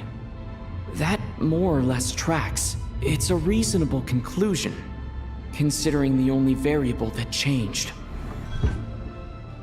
The number of people who die each night is equivalent to the number of dead among us. That's your theory, right? Exactly. We identified Mr. Schramm, and the night after he left, the death toll dropped from 2 to 1. By that logic, there must be 1 more dead person left among us. Another one? But there was only 1 person unaccounted for in the ticket checks, right? The head count should match up now. Having an extra person was definitely a cause for alarm, but being 1 person short isn't nearly as unusual. Someone could have left in the middle of the show, or made it out before the storm hit. 1 more dead person among us. If Mitya's theory is right, then what Odette told me seems a lot more relevant. It's just, at the time, we had no reason to think there was more than 1 dead person. If only we'd taken it more seriously as a possibility. Maybe this could have been avoided. I'm sorry. This is my fault. I had information that could have been helpful, but I held back. I should have brought it up right away. I'm partly to blame as well. I was too quick to dismiss Odette's concerns. What is this about? What have you two been getting up to behind my back? Sounds like there's some big news you've been keeping from the rest of us. Well, we're all ears.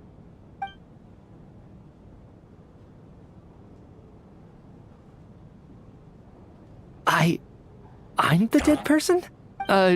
Wow, that's certainly news to me. Odette and I talked about it yesterday, but we thought it just wasn't possible, so we left it at that. Yeah, I don't blame you. If I'd been there, I probably would have reached the same conclusion. It just sounds too unbelievable.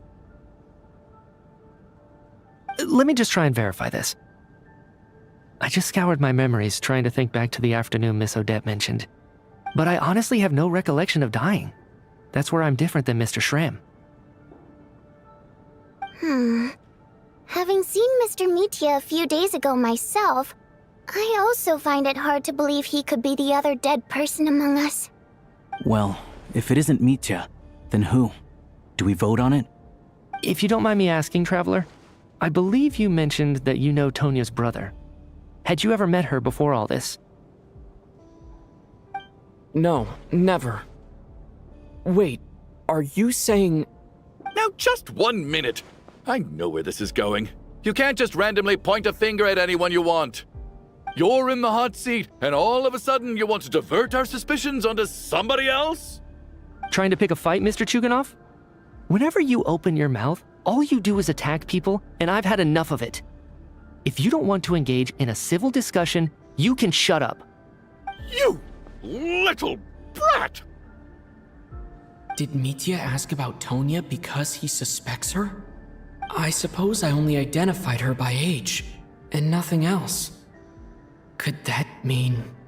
I'm just saying, you're going around casting suspicion on people for no reason. How could Tonya be dead? I can vouch for her, if nothing else. I've seen her before. She's the sister of that Harbinger, isn't she? The one called Child. Oh, really? You're telling the truth? Since being here, I don't think I ever mentioned she was Child's sister specifically. Does Chuganov actually know her? If Chuganov can vouch for her, then it can't be Tonya either. In which case, it seems unlikely that there's another dead person among us at all. Miss Odette, could you go over that afternoon with me one more time, when you found me dead? No problem.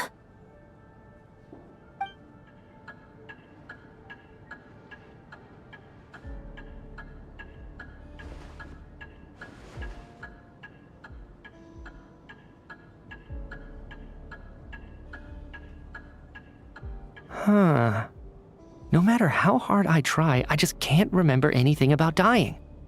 But I do remember something else. Miss Vojanitsa, during our last meal together, I told you how some of the researchers were suffering from temporary memory loss. Do you remember that? Oh, yeah. You said it was hindering the progress of your experiments. You thought they were just under too much stress or something. Right. And even though I don't remember dying that day, I'm pretty sure I experienced something like amnesia. Some of my memories from that afternoon are missing. Are you suggesting you're missing the memory of your... Of course, how am I only just realizing this?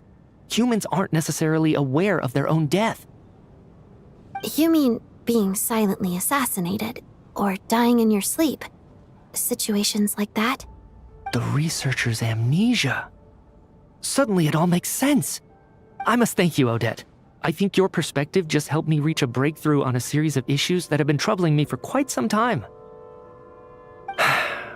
All right. It's decided then. I'll be the one to leave today. Oh, leave? Hey, wait a minute. Aren't you rushing into this? What if you're wrong? You'll pay with your life. Come on, kid. Aren't you gonna fight for your life? This seems like a rash decision. I have other reasons beyond what's been discussed. In fact, thinking back, I remember during Miss Odette's performance, while I was sitting in the audience stalls, a brilliant new idea for my research popped into my mind. But then, my train of thought suddenly cut off. I can't remember it now at all, and I didn't take any notes. I guess that must be another instance of temporary amnesia. No. Hold on. I see where you're going with this. You're suggesting that each instance of temporary amnesia is a death, right? There's a glaringly obvious flaw in that idea, no? How can one person die so many times? I believe Miss Odette's account. During the period where my memory is blank, I must have been either dead or in a similar state. All it would take is for the same thing to happen in the theater, and I would come under the effect of the ley lines in this vicinity. This increases the likelihood of me being the deceased, does it not? But... There's no evidence to suggest that anyone other than me is a candidate for the deceased. So allow me, as a scientist, to treat this as an experiment. Please relax, everyone. I don't think things are as bad as they may seem. If I really am the deceased, then to leave the theater will be a relief for me. If, on the other hand, I'm still alive right now, well, apparently you've all witnessed my resurrection recently anyway. Who's to say I won't return from the dead again this time? Mitya's right. this is the only thing we can try right now. I think he's deliberately downplaying the gravity of the situation, though. He probably doesn't want to burden everyone. What is a scientist if not someone who gambles on experiment after experiment in an attempt to obtain the truth? With this snowstorm, the ley line phenomenon, ghosts of the dead, and my amnesia, we've been paralyzed by not knowing and powerless to do anything about it. It's a terrible feeling. But if I do get resurrected, you can be sure that I'll come back with the truth of all this. Just you wait.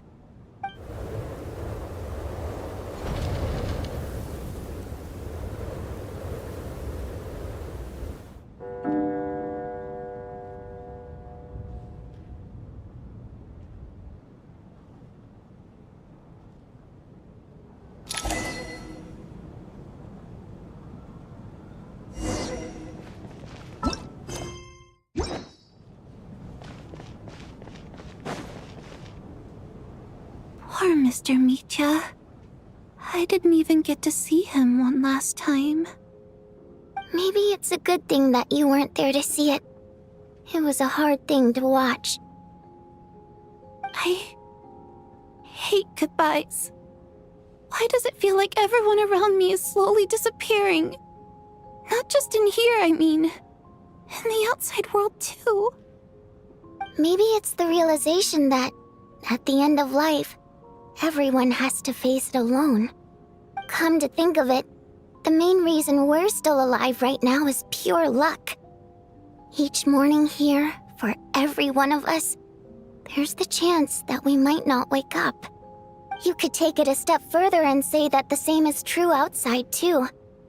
Who can ever be 100% sure when they drift off to sleep that they'll open their eyes again in the morning? If I make it out of here, I'm going to cherish every moment that I'm awake and live without any regrets. Without regrets.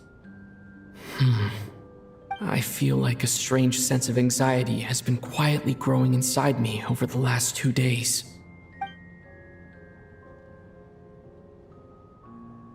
Are you okay?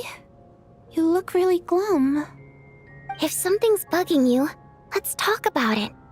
There's only a few of us left here now. After everything we've been through, what's the point in keeping things bottled up? I have a travel companion named Paimon. Alosha and Odette have met her before. She's been feeling unwell recently. You're worried about her, aren't you? That makes sense. We've been trapped in here for days. To be honest, I used to feel like I was just a spectator in this world, watching everything that happens from the sidelines. Maybe it's because I'm a descender. A descender? But with Paimon by my side, over time, I slowly felt my connection to this world growing stronger. She loves eating, sleeping, and having fun, but she's also a great guide. It's her authenticity that makes this whole world feel more real for me. Over the last few days that we've been apart, I've often caught myself wondering, what would Paimon say if she were here right now?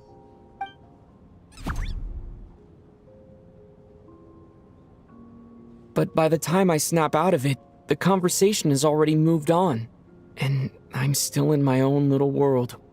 I'm trying to overcome this sense of detachment, but I really miss Paimon. I guess, in a way, she means the whole world to me. I bet she misses you when you're not there as well. Maybe you're her entire world too. I don't know if this will make you feel any better, but back when the water imps left Snezhnograd in droves, I also felt like the whole world was suddenly empty. I could be surrounded by people all smiling and having fun, and still feel completely separate from it. So, I totally understand how you feel.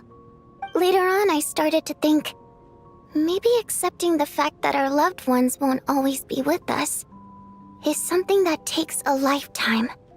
All we can do is cherish their companionship from moment to moment. So, once we get out of here, you better hurry back to our side as fast as you can.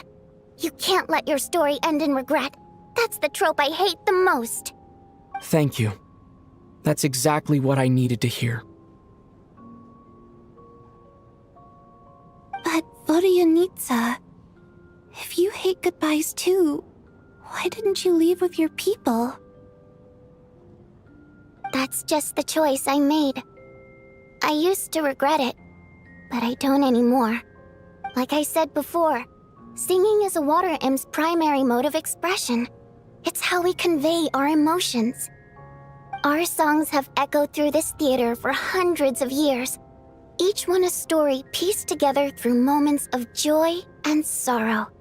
But does a story exist without someone to read it? To me, the answer is no.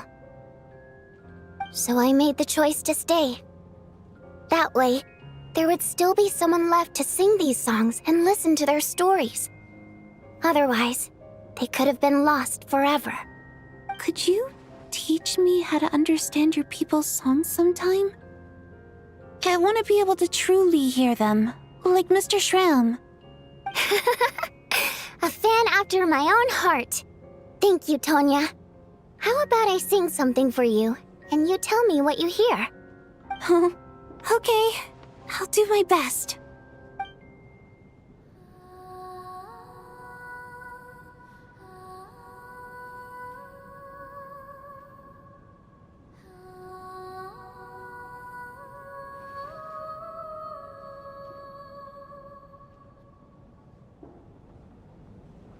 I've never heard that one before.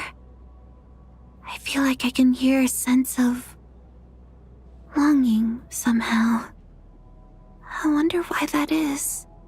Color me impressed, Tonya. You're a keen listener. Most people can only tell if a song is happy or sad. I didn't think you'd be able to pick up on such specific details. So, what's the song about then? Come on, tell me! I've actually never performed this song in the theater before, because it has more of a ceremonial purpose for our people. It's not meant for the stage.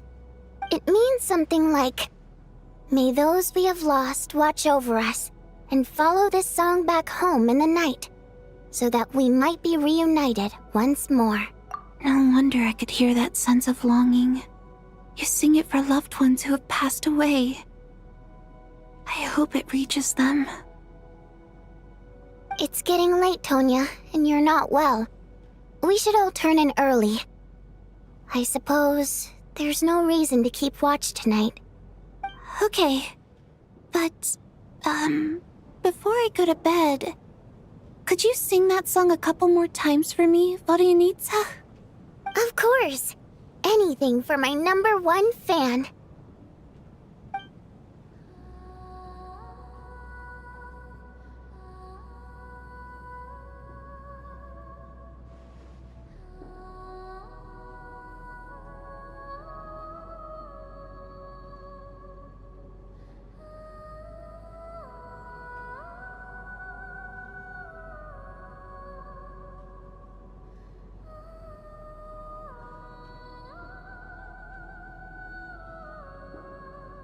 Once I get out of here, I definitely don't plan on ever coming back.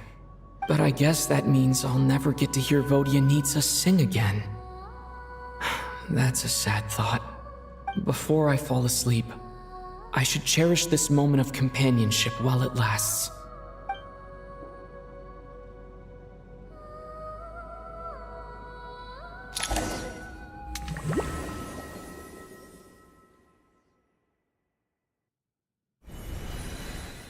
Where am I? It's so dark in here, and I feel kind of dizzy. Am I alone?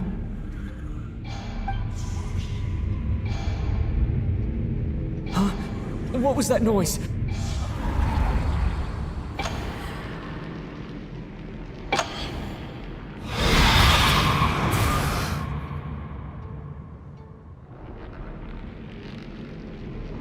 Return, O spirits. Fulfill your oath of protection.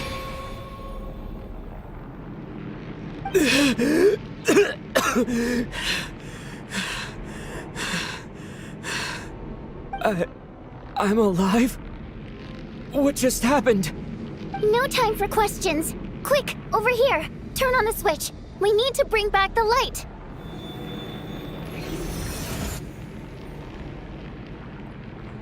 All right, we're safe. The spirit just now is called Night Prayer. The light subdues her, but she'll attack without a second thought in the dark. Sort of. I know it's hard, but you can't let this place go dark, or she'll kill you again. Yep. Luckily, I was here to resurrect you. Otherwise, that'd have been a real bummer. A bit more than a bummer, I'd say. Wait, so you have the ability to resurrect people? Sure I do. I'm your guardian spirit after all. I specialize in soul recall. Oh, it's nice to meet you, by the way. Thanks. It's nice to meet you too. All right, there's no time to waste. The black mist is already catching up. We need to avoid it at Night Prayer at all costs. Come on, let's go. We need to reach the next switch before the place gets too dark. If we bring the light back, Night Prayer won't be able to get to us. Sweet, sweet light! It's back! Shh! It's Night Prayer. We need to move quick, but don't let her notice you. Look out!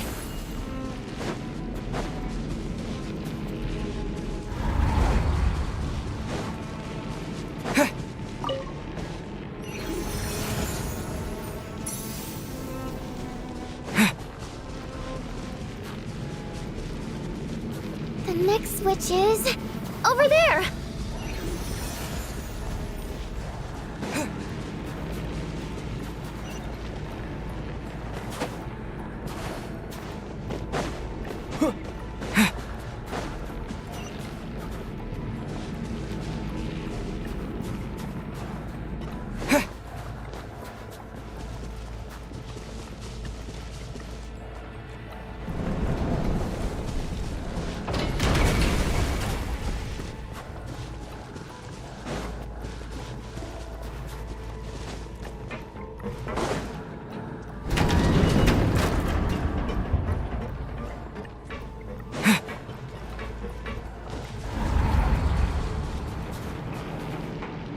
No, Night Prayer is here too.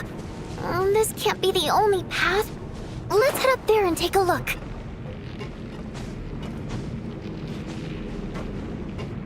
The switch is just up ahead. Hurry!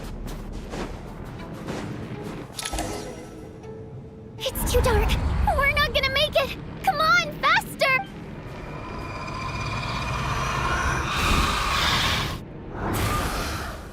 Traveler! I won't let you die like this. Not on my watch.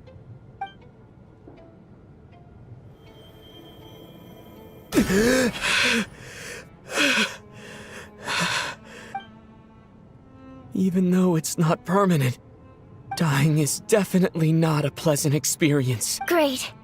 You're back. Yeah, thanks to you. Time for you to get out of here. Quick, before the light runs out. What about you? You're not coming with me? I can't. I've already been used up. A guardian spirit's skills are finite. I can only resurrect someone so many times. I might not look any different, but my essence has been exhausted. Now, I will slowly start to fade away. I can go no further. The black mist is where I belong. It's okay. Why didn't you tell me sooner? Because it wouldn't have changed anything. That knowledge would have just burdened you. And a guardian spirit's role is to protect. But... Go. Now, before it's too late. I already hear Night Prayer approaching.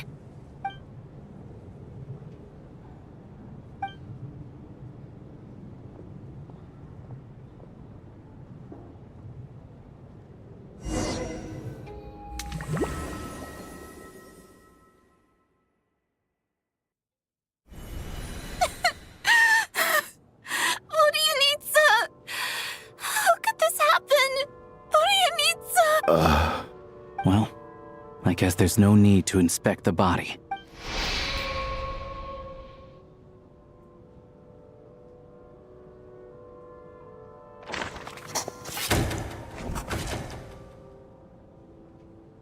This wasn't supposed to happen. You lied to us, didn't you, Chuganov? You've been lying from the start. Take a long, hard look at yourself before you go around accusing other people. I suspected you on day one, Lelik, and now look where we are. By some strange coincidence, you've never been targeted. You just happen to have survived this long? No, you should be the prime suspect. And you, little hunter, ever so content with staying on the sidelines. Yet you were the one who stopped us from leaving from the start. Why are you trying to keep us here? Now you're just lashing out indiscriminately. That's either a sign of anxiety or a guilty conscience. Where was all this passion and bravado before? Decided to fight until the bitter end, is that it? Is that a threat? Fine, bring it on. You think I'm afraid to die after all this? You want to kill me? Go ahead. I'd like to see you try. After all the trauma of the past few days, everyone's been pushed to the breaking point. Valeria and Mitya aren't here anymore. Someone else needs to step up and take charge. But first, I need to think this through. Considering everyone left, who's the most likely candidate for the deceased?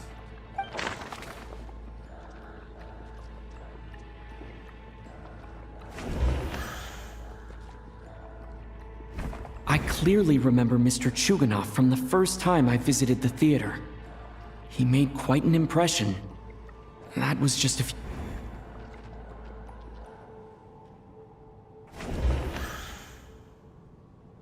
She's been recently active as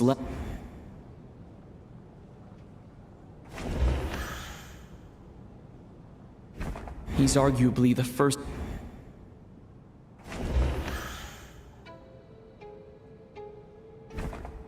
Of those who remain, the only person we've never met before is Tonya. There is room to doubt her true identity. People are easily misled by first impressions. Now that I think about it, Child's sister was in fact a label I imposed on her due to my own assumptions. But Mr. Chuganov vouched for Tonya's identity yesterday. With basically no other possibilities left. Could it be?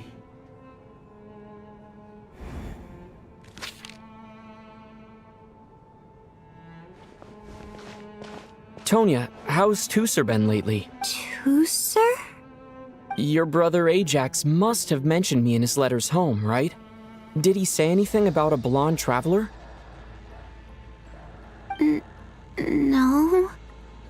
And my brother's name is Razik, not Ajax. Ugh. Chuganov, looks like it's your turn to do some explaining. Yesterday, you said you could vouch for Tonya. Why did you give us a false testimony? I knew you were behind this, Chuganov. You've been lying through your teeth from the start. Everything about you is fake, down to the wife and daughter you're always talking about. Your entire family man persona is a charade, isn't it? That night, when I infiltrated your place as Lelik, I noticed you were home alone. Didn't think much of it at the time. Just thought everyone else was out. But thinking back on it now, that doesn't seem very likely. My guess is, you live alone, don't you? Even that was a lie? But why would he lie about having a family? Oh! Curses! Oh, why is there no end to this blasted snowstorm? If it would just stop!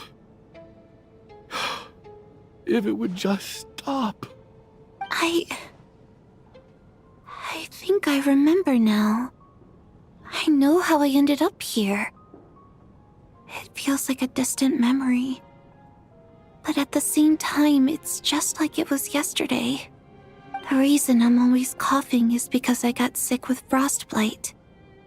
The locals usually call it the snow cough. It's not a very common illness. It's partly genetic and partly caused by the cold climate, but it can be fatal.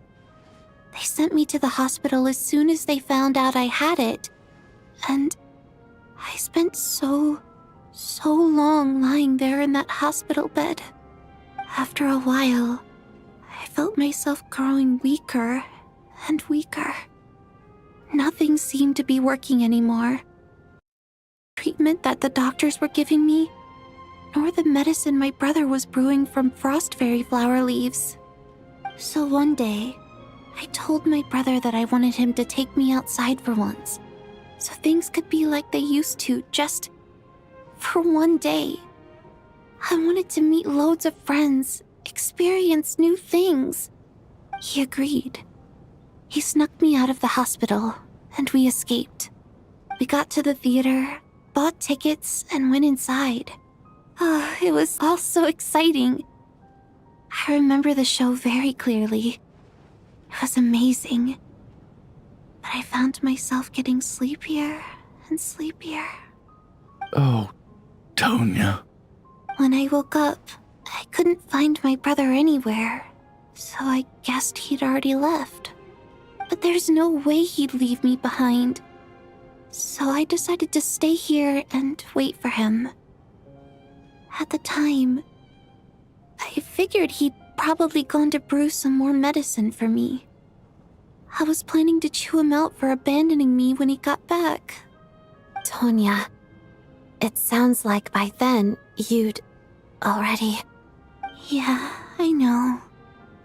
I understand now. Dead, aren't I? This cough and the feeling weak, it's probably just my body's memory. After all of that, it turns out I can't blame my brother after all.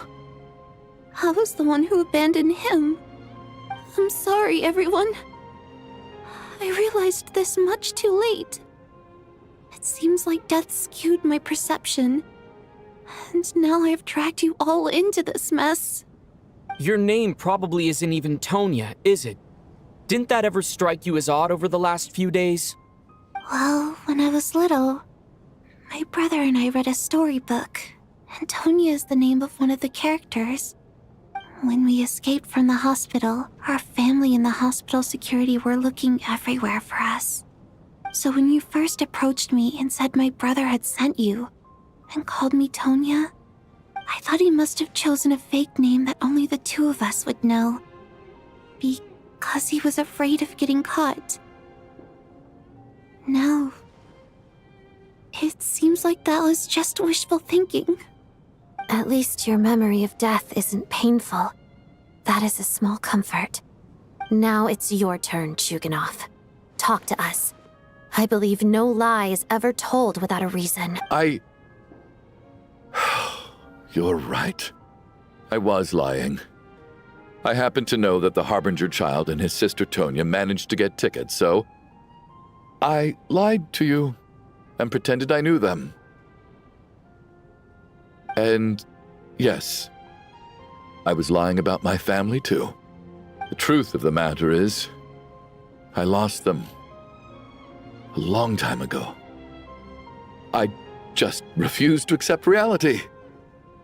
And now I've spent the second half of my life living a lie. I'm a joke. My daughter's name was Iskra. And before you ask, yes, Iskra, as in Iskra Manufacturing Plant. She also died from the snow cough. She was just 6 years old.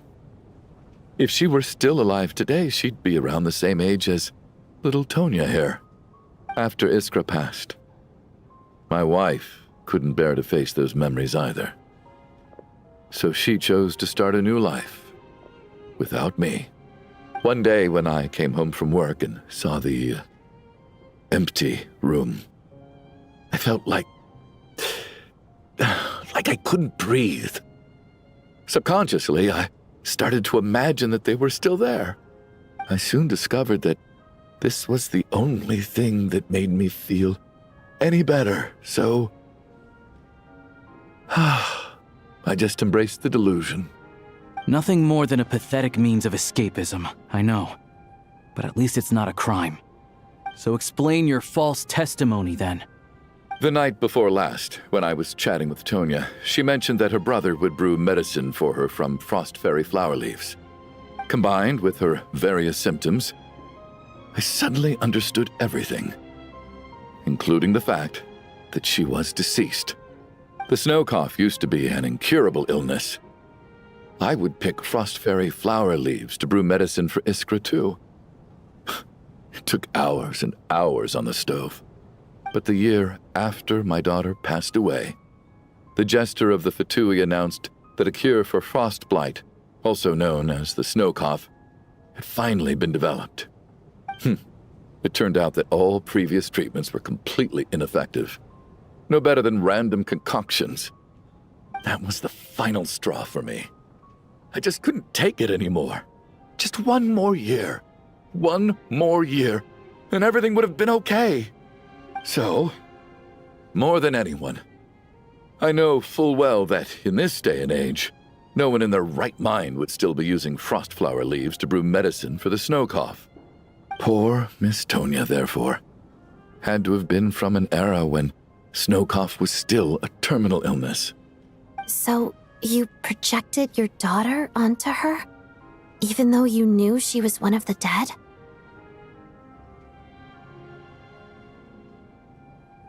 That doesn't make any sense. You knew she was already dead. What did you hope to achieve by protecting her? I just don't believe in your crackpot theories, nor do I approve of your actions. How can you just declare a living person dead and throw them out into that snowstorm? Nitia's gone. My good buddy Shram's gone. And now it's Tonya's turn, isn't it? The others I can make my peace with, but little Miss Tonya, here she is, standing right in front of us, alive and breathing, and fighting her own battles. Yet you're quite happy to say she's dead? I just want her to live. Once this snowstorm is over, the very moment it stops, I'm going to march out that door and find someone who can fetch the very best medicine for her snow cough. I'll be damned if I'm gonna let you cast her out into the snowstorm before I have the chance to cure her. Not again.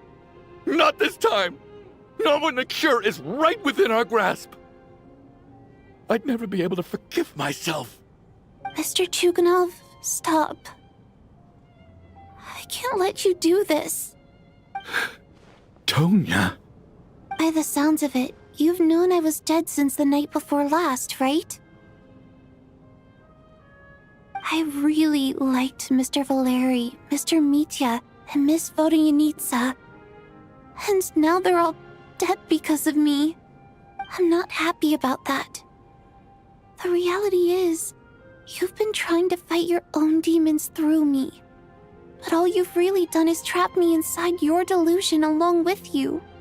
No! Listen to me. I want to save you. I do! Well, at this point, I'm quite sure that I'm dead. I don't need to be saved. The time I got to spend with all of you is more than enough for me.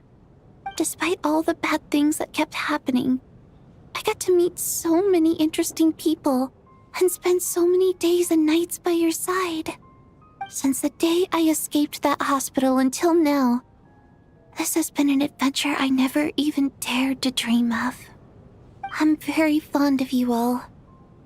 If it were only possible, I'd trade my soul to bring back the ones who died. If it meant things didn't have to end like this. And that's why I'm not fond of you at all, Mr. Chuganov. I'm sorry.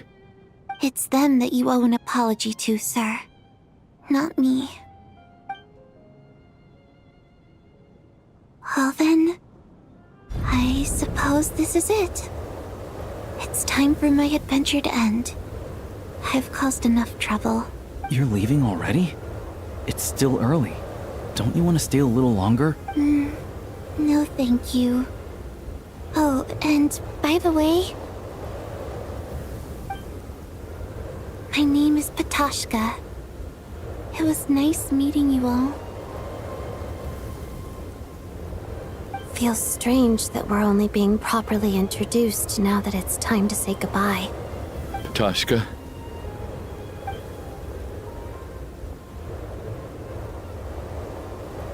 What are you doing, Chuganov? Are you crazy?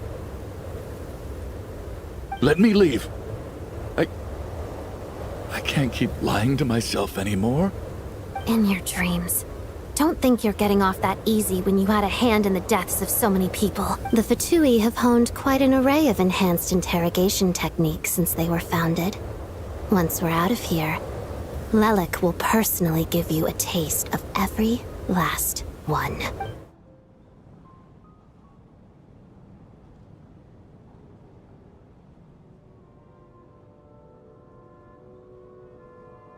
I think we should leave. I doubt this snowstorm is ever going to stop. For all we know, this storm might have destroyed all of Snezhnaya by now. Maybe even the whole world. Wait, we finally solved the mystery of the haunted theater today. Maybe let's at least try to enjoy tonight? Fair enough. I don't particularly feel like dying in Chuganov's company anyway.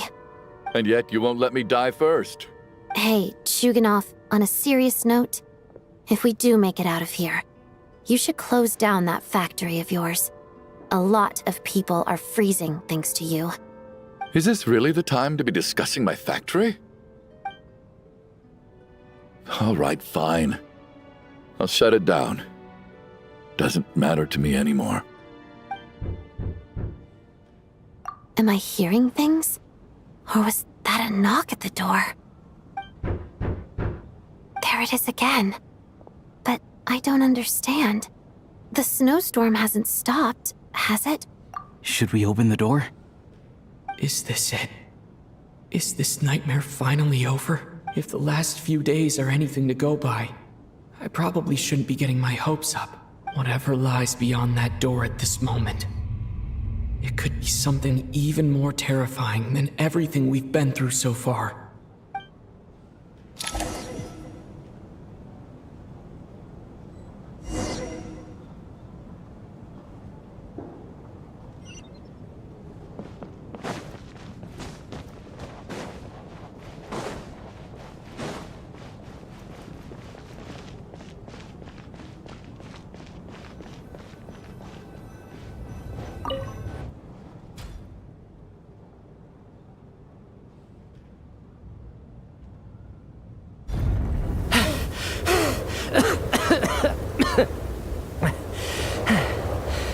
Hey everyone, I'm back.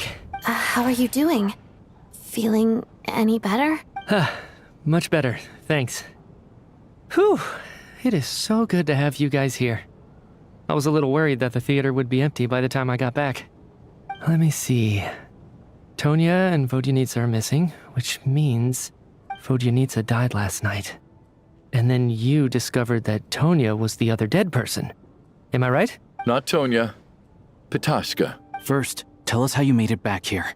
Given the conditions outside, no one should be able to return alive. You're right.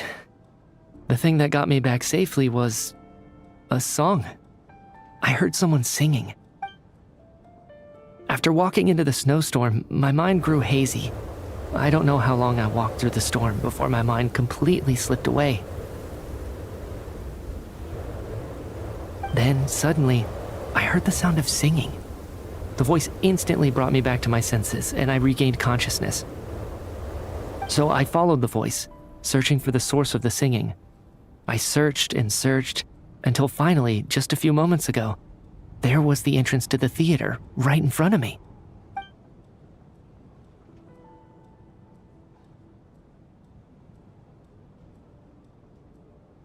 I've actually never performed this song in the theater before, because it has more of a ceremonial purpose for our people. It's not meant for the stage. It means something like, "May those we have lost watch over us, and follow this song back home in the night, so that we might be reunited once more." That must have been Vodyanitsa's Requiem. Who knew it actually worked? That song is meant to guide the souls of the dead. Mitya, that must mean that you... Huh. No kidding. Seemed like I guessed right then. This is what I've been so desperate to tell you about. When I first stepped out of the theater, I was still quite lucid, My memory of it is still pretty intact. I remember the outside world being completely different than what I'd expected. It was like this was a world where only the snowstorm existed. There wasn't a trace of any humans or buildings ever having been there. I don't know how else to describe it, except to say that it just didn't seem like the real world. And as for the Requiem, if I was guided here by Vodyanitsa's song, it can only mean that I must already be dead. And this is my soul, not my body. But I didn't experience a clear moment of death while I was out there. Nor do I feel any different now than before I walked into the snowstorm. You don't seem any different to me either. In fact, this is something I've been wondering about for a while now. If souls aren't physical, shouldn't they lack tangible form? Both Shram and Patoshka were clearly deceased, and yet their souls didn't look or feel like ghosts at all. They were visible, tangible, no different than you or me. This raises a truly terrible thought. Is that really what Mitya is suggesting?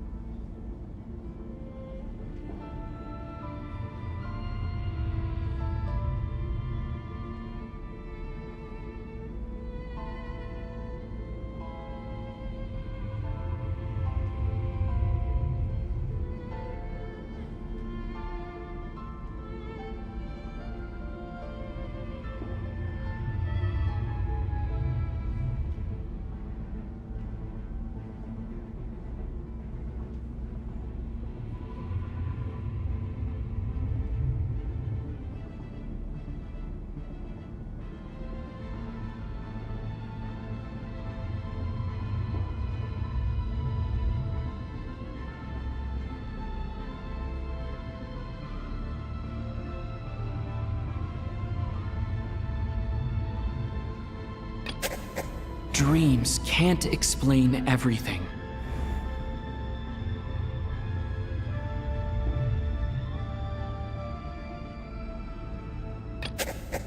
The Requiem calls to the souls of the dead. This is... Mitya said the outside is a world where only the snowstorm exists. It must be connected to the... Mitya's soul was summoned back by the Requiem, confirming that he is... Of course. If then maybe we've all been...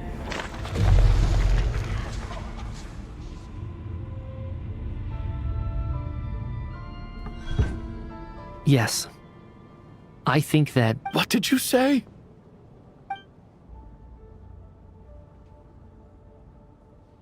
You heard me. We died in the theater. All of us did. But due to an obstruction in the theater's ley lines, our souls are trapped here, while an endless, infinite snowstorm rages outside. It's ironic, really. All that time, we were working so hard to figure out who the deceased among us were, when the truth was, we were all deceased. The only difference being some of us died more recently than others. Do you remember that note, "Death is near"? Seems like we misunderstood what it meant after all. Death was nearer than we wanted to think all along. The note simply meant that all of us were already dead. So all our attempts to survive, our search for the deceased, it was all for nothing? Hard to say. At the very least, we hoped 2 lost souls find clarity and go to where they belong. The presence of those 2 is probably what caused our souls to be drawn in by the ley lines. In which case, the deaths we've awoken to over the past few days were just souls returning to the ley lines for good. If what you're saying is true, doesn't that make us the lost souls now? Huh, no wonder. This afternoon, when I was moving Vodyanitsa's body, I noticed that the other bodies in the room hadn't decayed one bit after all these days. That's further proof that those aren't physical bodies at all, but merely our shells here in the afterlife. Am I really dead? This doesn't feel real to me at all. No, that's impossible. This cannot be how it all ends. I still find it hard to believe that all of us are dead. How exactly did we die in the real world? None of us have any memories of dying, right? Not even knowing how we died is preposterous. Good grief! Surely there has to be some reason. Exactly. It's hard to rest in peace when you don't even know how you died. It gave me lots to think about as I strode out into the snowstorm. I racked my brains trying to remember the cause of my death, the exact moment I died, the root of all of this, right up until my consciousness faded. Wait. Hold on. Right before I lost consciousness, I think I saw something. I can't remember. And I think I lost my notebook and pen. Mitya, your hand. Is that blood on your fingers? Huh? You're right. There's blood on the fingertips of my right hand. Looks like it's already dried. When did that happen? What the? I guess this was what I saw. I must have desperately drawn it in my own blood right before losing consciousness. What's wrong? Do you recognize the symbol? It's Renova, the ruler of death. Huh? Alosha, do you still remember that Snezhnayan folktale you told me about? It was about the Grim Reaper. When someone's about to die, he appears as an incarnation of someone familiar to guide their soul into the afterlife. And as soon as you recognize his face, your life is over. I heard a similar tale when I was little. You think the Grim Reaper in this story refers to the ruler of death you mentioned? That's right. In which case, death is near could also mean that the Grim Reaper is here disguised in a familiar form. Death, the deceased, and the Grim Reaper? So it's a triple entendre. When I first saw this note, I thought it contradicted the investigation report. But now it seems like that was the whole intention. So the Grim Reaper deliberately misled us. Then, we started suspecting each other and searched for the deceased while they hid in plain sight. By that logic, the one person most likely to be the Grim Reaper incarnate is...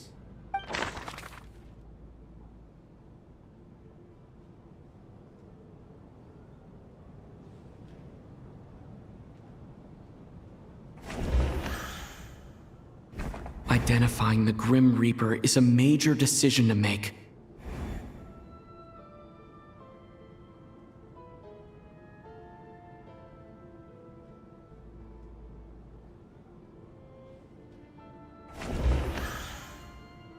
Identifying the Grim...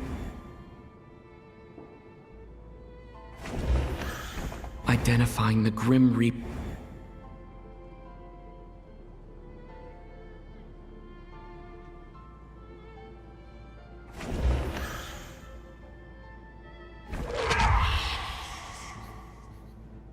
No doubt about it. It's Alosha. Looking back at how everyone has acted over the past few days, Alosha is most likely the Grim Reaper lurking among us.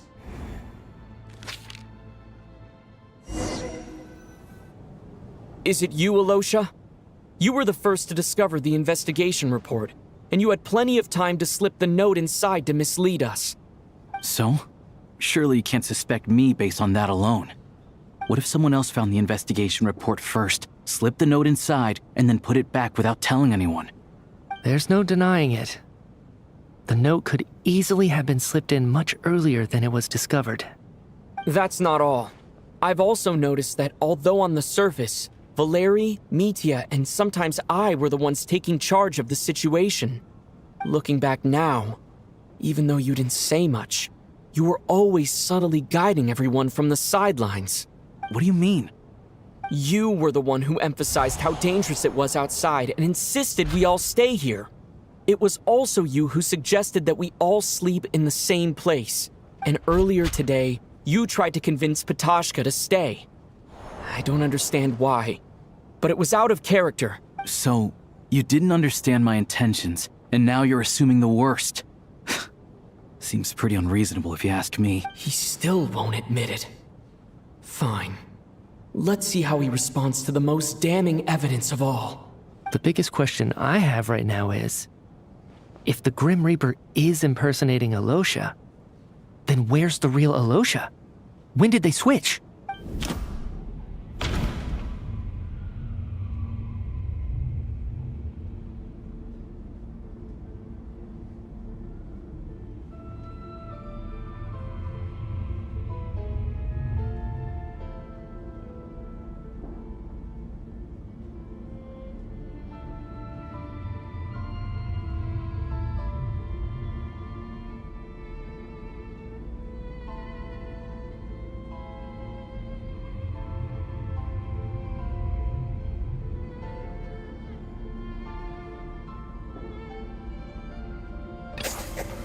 That's right.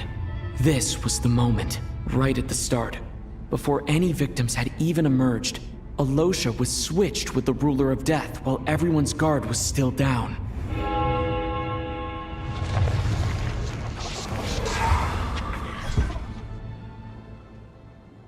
When all this began, right after the performance ended and the snowstorm began to pick up, no one suspected anything unusual. We just assumed we were snowed in. It wasn't until we discovered the bodies the morning after that we realized something out of the ordinary was going on.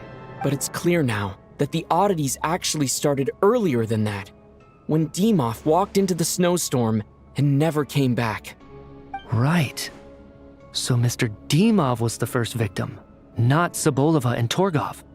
And if we pinpoint that moment as the beginning of this incident, then one thing becomes clear. Alosha, you are the only person who walked into the snowstorm and came back without the help of Vodyanitsa's Requiem.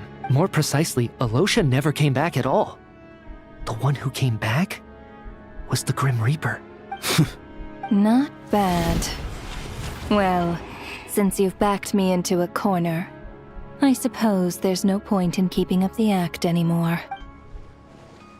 Alosha?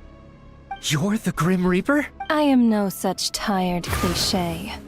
Mortals should address me as the Ruler of Death. Before being wiped out for good, you identified the two deceased, and even sensed my presence. A commendable achievement. Far beyond what I expected. I heard you can ferry souls. Those deaths each night. Were they your doing? Your initial conclusion was correct. Due to the existence of the two deceased, the ley lines yearned to reclaim those long-lost souls. Every night they devoured an equal number of souls to fill the void. This required no intervention from me. Though, of course, ferrying souls is indeed my authority. Here, take a look.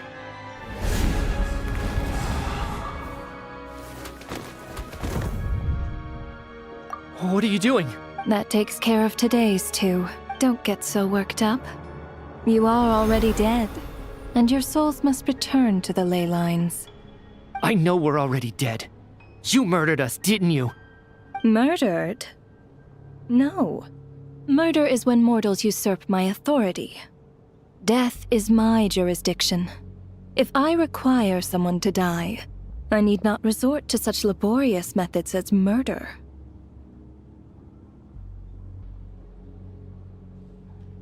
You simply met the criteria to trigger my curse of death. I know about the curse of immortality. So there's another death-related curse too? You cursed us? When? And why would you do such a thing? So often, humans pray to me, begging to know when their death will come, and what form it will take. But few people ask why. If you must have an answer, know that death comes simply because one's time has come. So you're not gonna tell us the truth? Hold your tongue. By all rights, you shouldn't even be allowed to speak with me. Those angels from the past are to blame for the reckless renovation of the ley lines here. It's made my work on this occasion infuriatingly complicated. Work? So trapping us here Making us watch our friends die? That's just another day at work for you? You clearly have a lot of questions. Fine.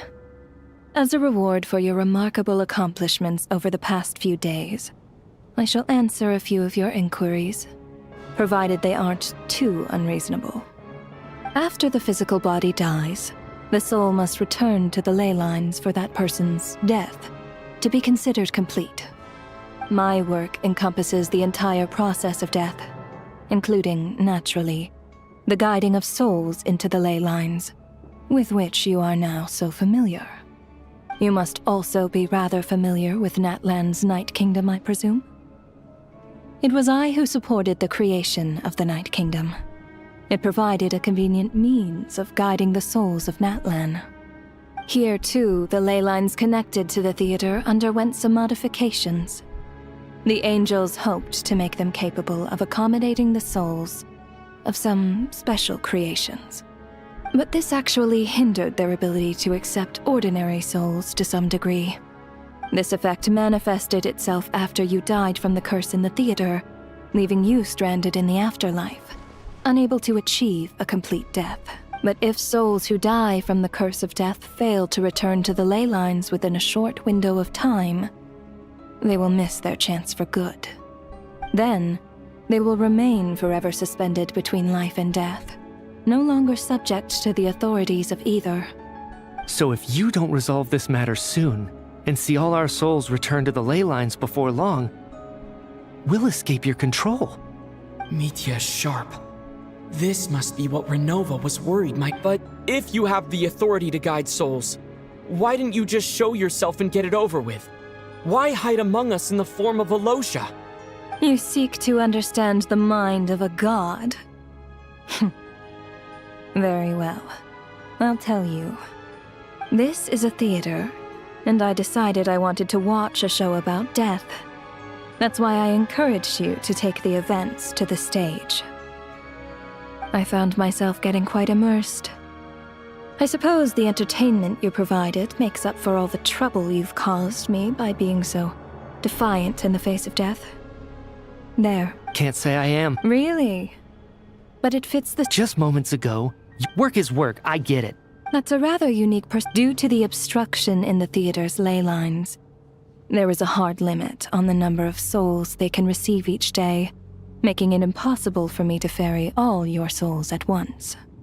Revealing my identity too soon would inevitably have led to futile resistance, and there was a risk that any souls who chose to run would disappear. Then there was the issue of the 2 lost souls you called the deceased. The way you resolved that quandary was all part of my design. That's what I don't understand. If all of us were souls of the dead, what made their presence among us special? For centuries, they have refused to return to the ley lines, exploiting the issues created by the angel civilization to resist being drawn in. Centuries of obsession accumulated during this process. You may think of this obsession as the resentment of the dead, and in this quantity, it was a bomb that could have detonated at any moment. It reached the point where I could not afford to leave it unchecked. But the only way to fix it was to help them acknowledge their own deaths, make peace with their regrets, and willingly walk into the snowstorm. Only then, with my guidance, could they finally return to the ley lines. Otherwise, you would not like to know what the consequences would have been. I vaguely remember seeing Batashka, but in the most terrifying form. Was that in a dream? Is that what would have become of her if she hadn't returned to the ley lines? I see your dreams brought you many revelations. So you see, death in fact grants wisdom to mortals. Souls connect to— Anyway, giving psychological counseling to lost souls is not my strong suit. That is more of an angel's role. It was something I could not resolve directly using my authority, so I decided it was easier to leave the bomb defusal to you. Meanwhile, of course, their presence caused the souls of other members of your party to return to the ley lines each night, From where I stand, that was killing two birds with one stone.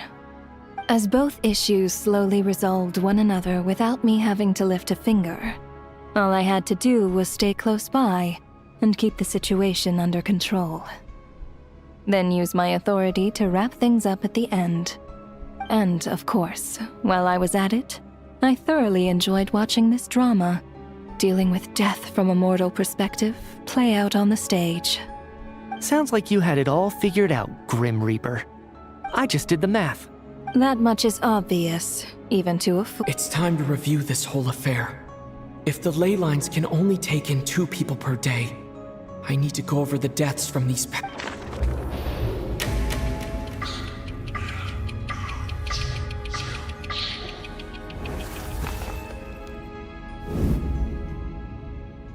Looking back now, none of us had the faintest idea at the time. From the moment that staff member named Demoff walked into the snowstorm, the incident had already begun.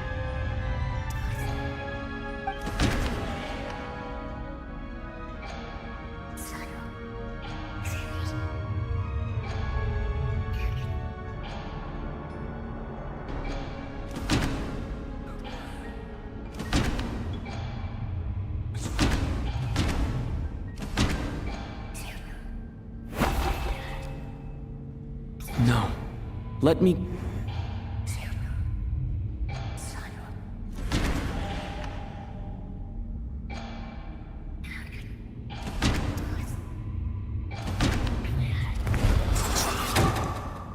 Alosha was the second to walk into the snowstorm after Demoff to investigate. During this process, the ruler of death assumed his identity, making him one of the victims.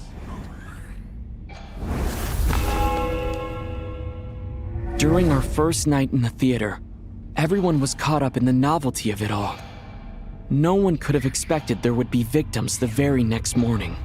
Despite all the confusion, and with the help of hindsight, we finally began to realize that something was amiss with the snowstorm.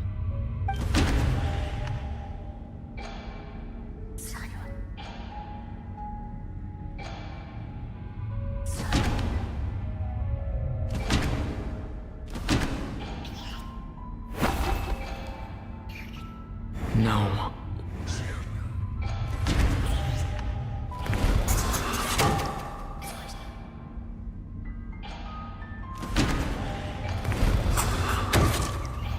The ley lines devoured Torga. Odette and I spoke a lot that night. 3 people were on watch, but in the morning, we discovered that someone had fallen victim all the same.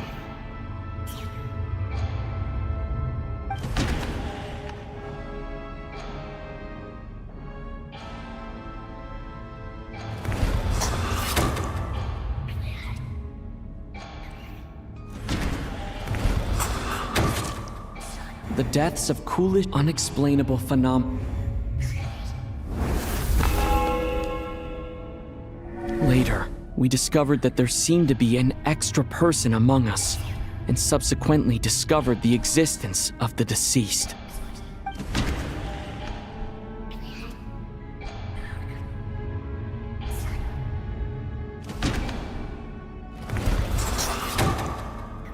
We thought it was all over.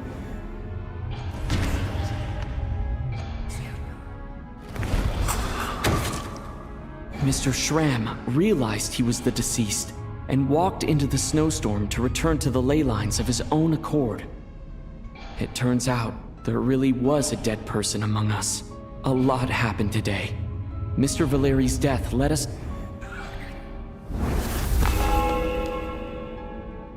The fact that there was more than one deceased seemed to bring us back to square one. Odette revealed some information she had been keeping to herself.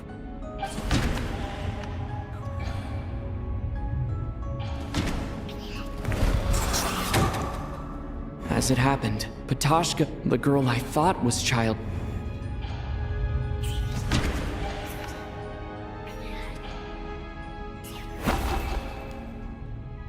Although Mitya did, the void in the ley lines hasn't been filled.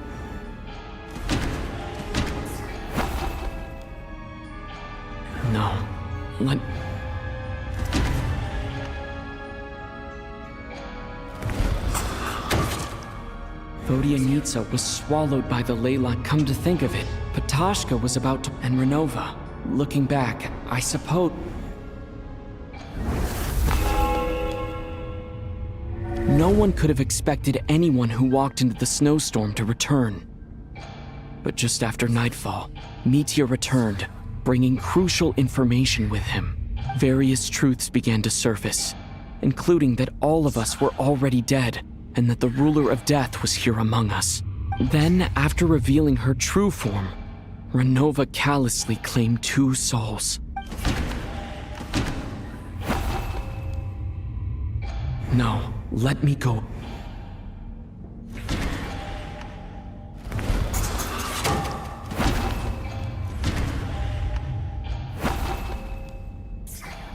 No, let me... In fact, everyone was already dead by the time we took the photo. And in the days since, we've experienced many more partings in the afterlife. Now, only Mitya and I remain. And the true culprit behind everything still stands before us. In Mitya's eyes, I see the same anger and frustration that I feel.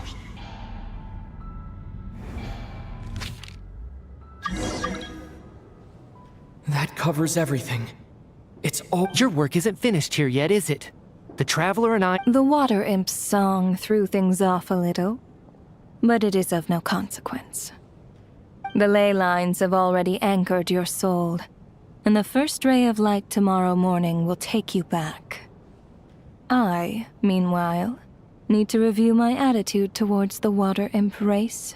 So the reunion in the night that Vodyanitsa mentioned, I suppose that was never meant to be a permanent reunion. That just leaves you, and your soul is firmly anchored to your body by your— For a descender like you, I have no interest in involving myself with descenders. For now. Although, this may change if Asmod— One last question then. All our struggles and sacrifices here, they were meaningless from the very beginning, weren't they?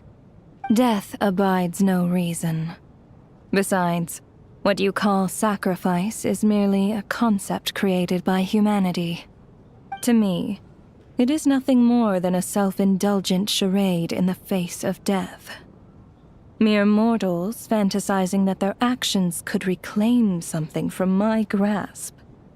A truly laughable idea.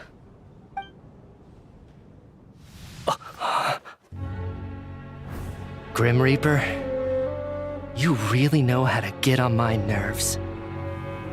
I'm not here to ingratiate myself with you.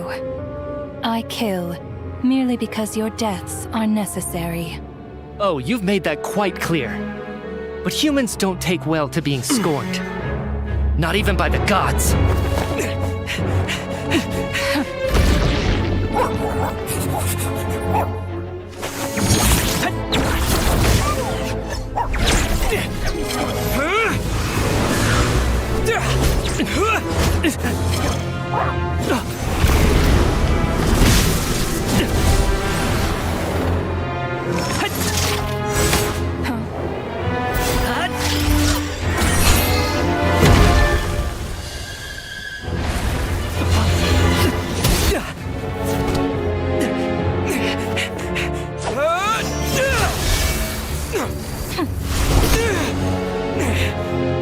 This is futile. You must know that you are powerless against me in my own domain. I suggest that you save your strength. For what? Maybe we can't change anything. But if nothing else, we can at least teach you to have some respect for the dead. Audacious.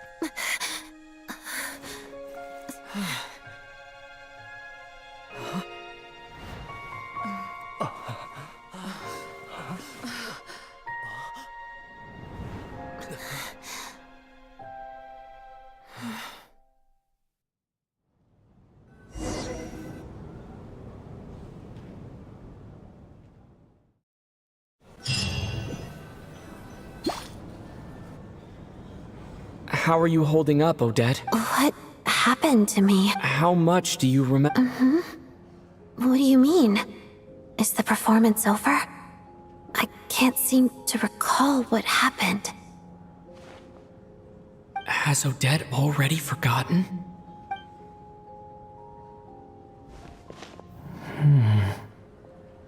Mitya? Oh, I'm sorry. I guess I spaced out there for a second. Remind me who you are? Don't you remember anything?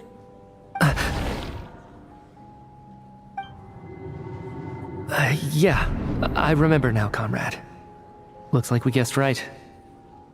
Just like me when Odette found me at the Armory Palace, for some reason, everyone killed by the Ruler of Death eventually came back to life. Just with one catch. They forgot what happened while they were dead. Odette and the others have already forgotten everything. Why were you able to remember this time? Could this be the reason? You said this is the Ruler of Death's symbol, right?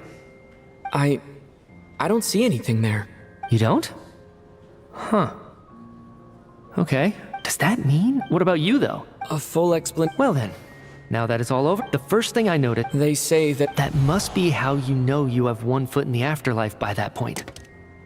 Anyway, clearly the few days we spent in the afterlife probably only amounted to a few short minutes. This also aligns with previous reports to those unaware of the truth. This leaves me with a couple big... Right. This time... Come to think of it, I can't remember... sorry, Travel. Sir, if I may, yet you two... And by the way... I can explain...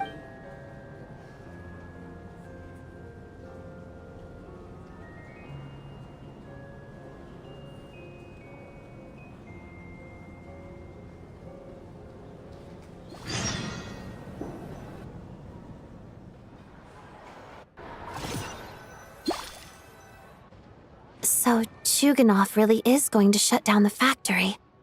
I guess this theater incident actually did us some good after all. So, you said I promised to take you to the Armory Palace while we were in the afterlife, yes? I believe you. Agreed. Let's check in on her first. The whole reason for our trip to the Armory Palace anyway is to figure out what's going on with her health.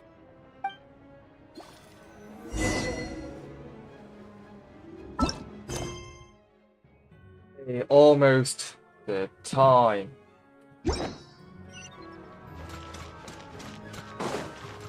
Accelerating.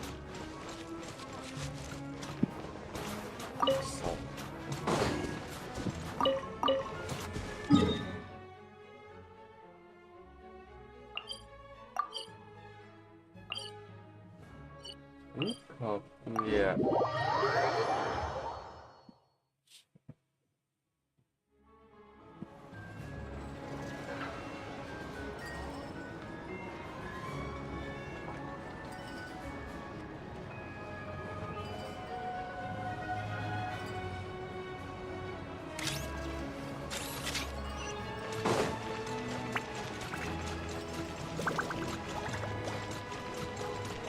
You anything?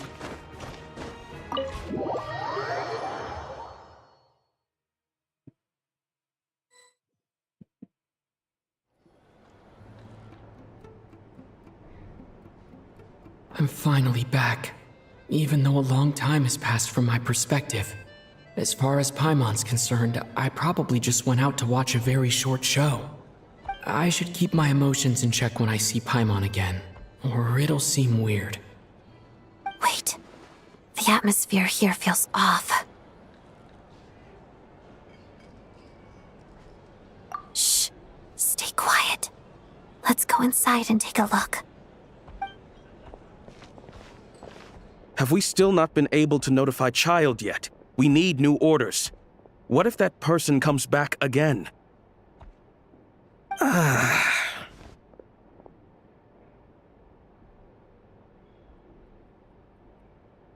I'm so sorry. Under the circumstances, there was really nothing we could do. Tell me, what happened to Paimon? It was the Jester. He came here in person and escorted Miss Paimon away. He's the director of the Fatui. His authority supersedes all others and cannot be questioned.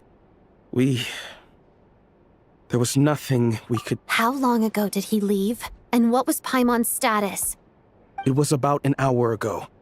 Miss Paimon was fast asleep at the time. The Jester simply walked off with her as if it was only natural. I assure you, he absolutely did not use any force. Do you know where they went?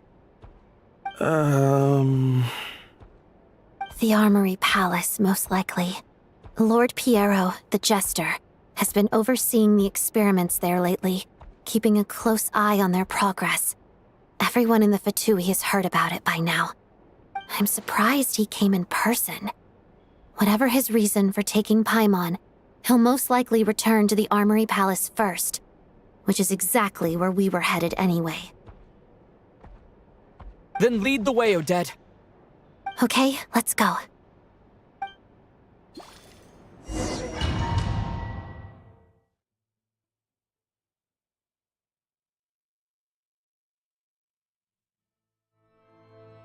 It's just up ahead. No, I'll go alone. You know I was hardly planning on taking you through the official channels anyway. I'm here to force my way in, just like you. I may be a Fatus, but I'm also Lelik, enemy of Project Stuja. Paimon's safety is paramount right now. With me around, you'll have an extra pair of hands. There might be devices inside that are easier for an insider to deal with. If you say so. Let's go. There's no time to hesitate.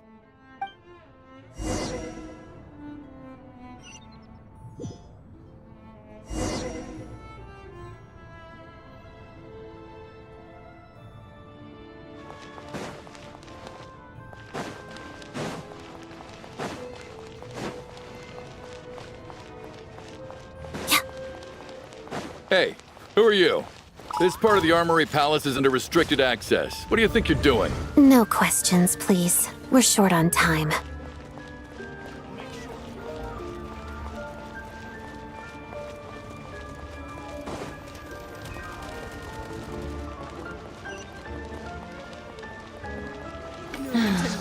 The footsteps of the impious.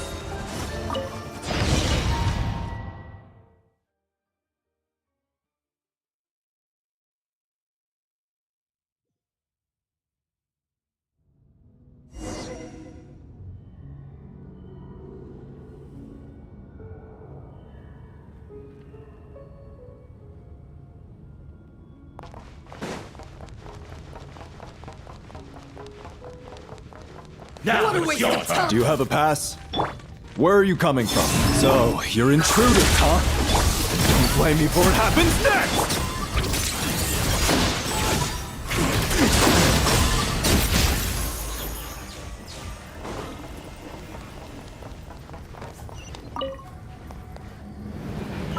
The Armory Palace is hidden this deep in? This place is much bigger than I imagined. They're conducting top-secret research after all. The deeper it's hidden, the better, is standard Fatui logic.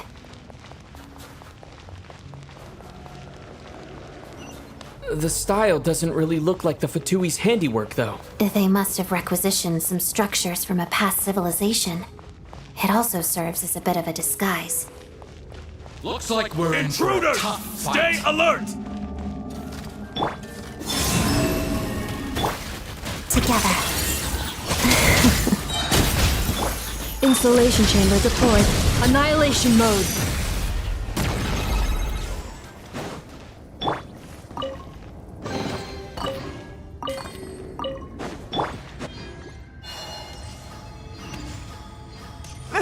Intruders?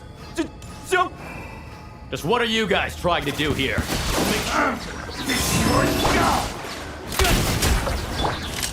Cleanup sequence initiated. A moonlit night for all. Let's begin. Pot of death. Lots of the snowflakes. No one interferes with the Jester's work. Barbados, guide us. Pretty sharp.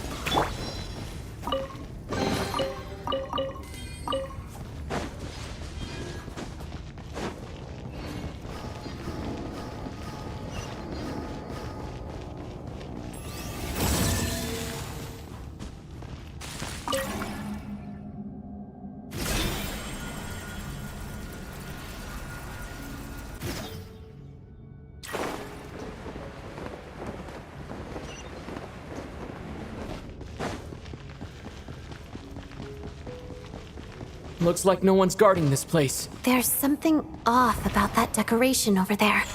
Look out! Let's deal with these before we move on.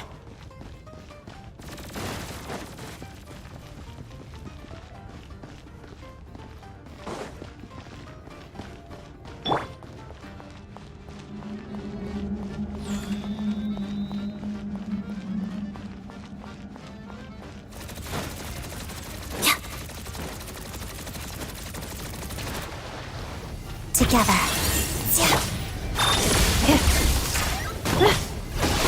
Wayne, a new moon rises.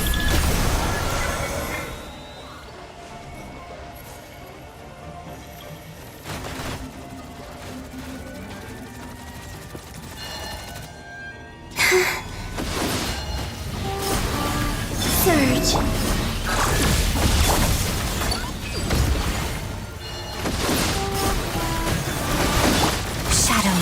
Pirouette.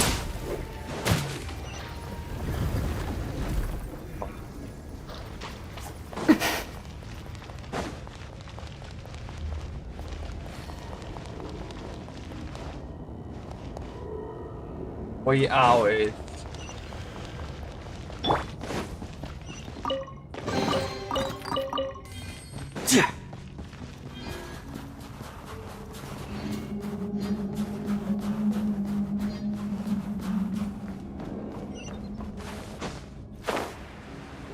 The researchers here probably don't know that we're uninvited guests. Let's try not to hurt them. What's the big star from the theater doing here? That's Miss Odette. She's a member of the Fatui. Don't... Was the whole reason for Project Stuja to support the research here at the Armory Palace? Just what are the Fatui and the Tsaritsa planning?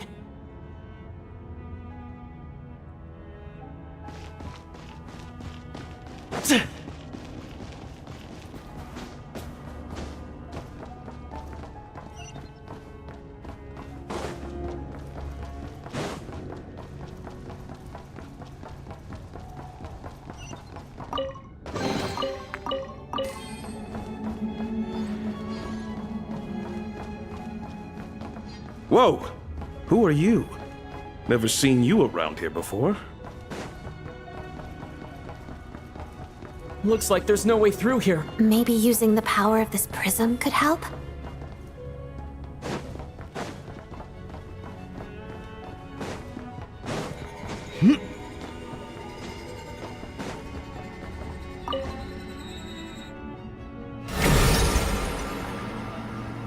I think I see some images. It's the prism's power at play, causing images of the past to reappear, albeit only as illusion.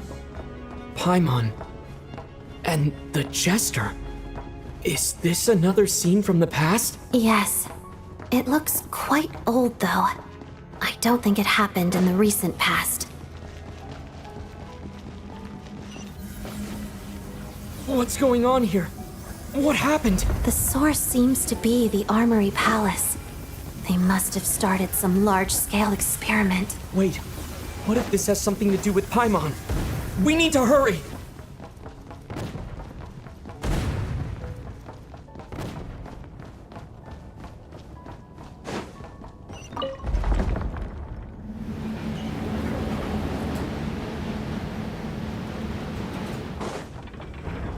We're almost there. The Armory Palace is just up ahead. Paimon, please be okay. Defensive mode engaged.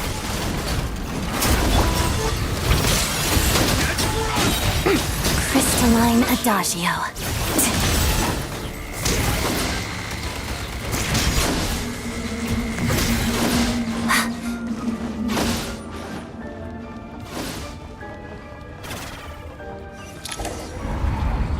What's going on? It's the curse of death. No, no, not now. Odette.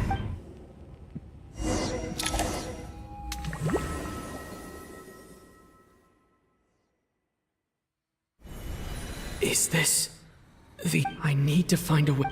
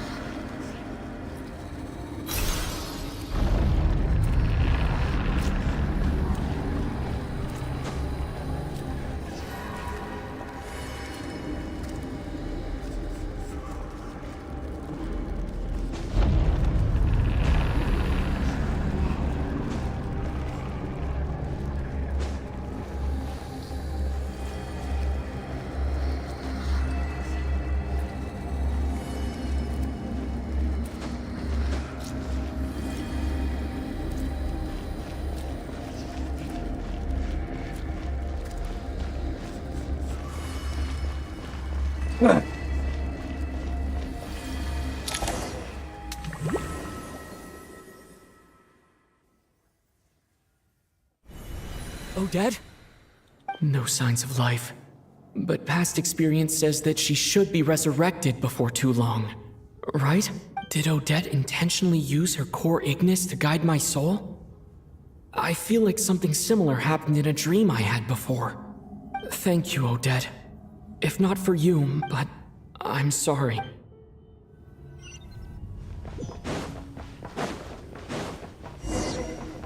Sure enough, everyone here has been affected by the... Paimon! Paimon! No, wait. Paimon probably didn't escape Renova's curse either. She won't be able to respond to me right now. I'll have to find her myself.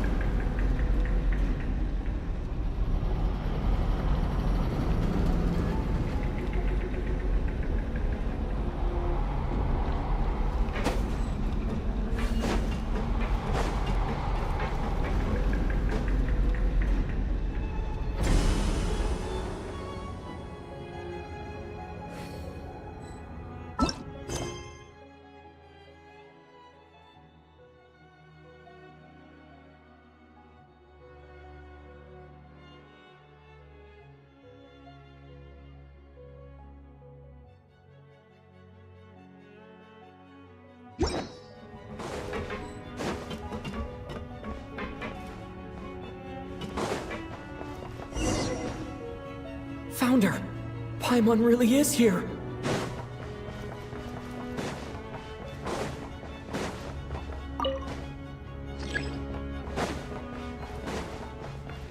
Mitya! Is this the laboratory he works in? What happened here to trigger the curse of death again so soon? I'll have to ask him when he wakes up. Finding Paimon has to take priority now.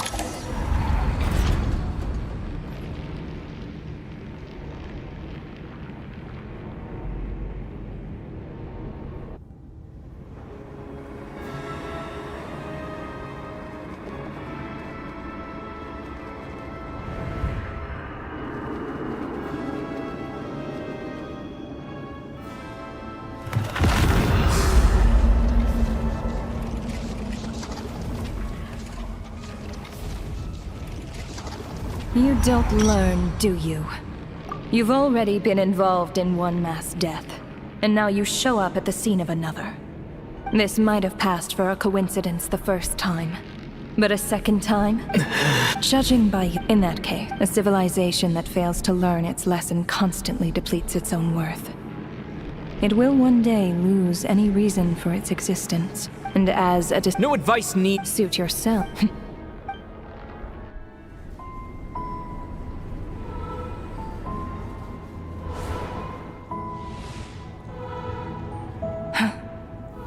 That thing is coming with me.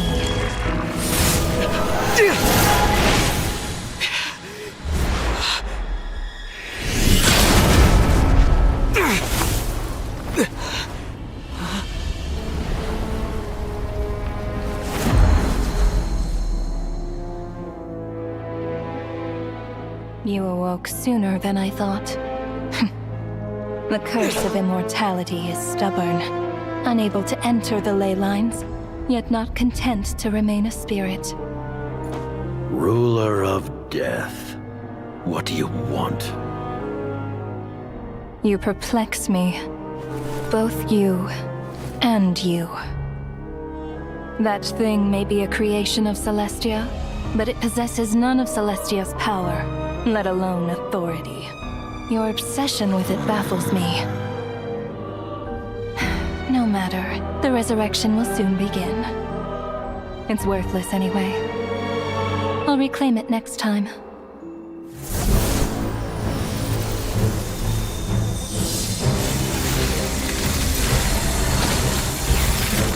Hey, who says there will be a next time?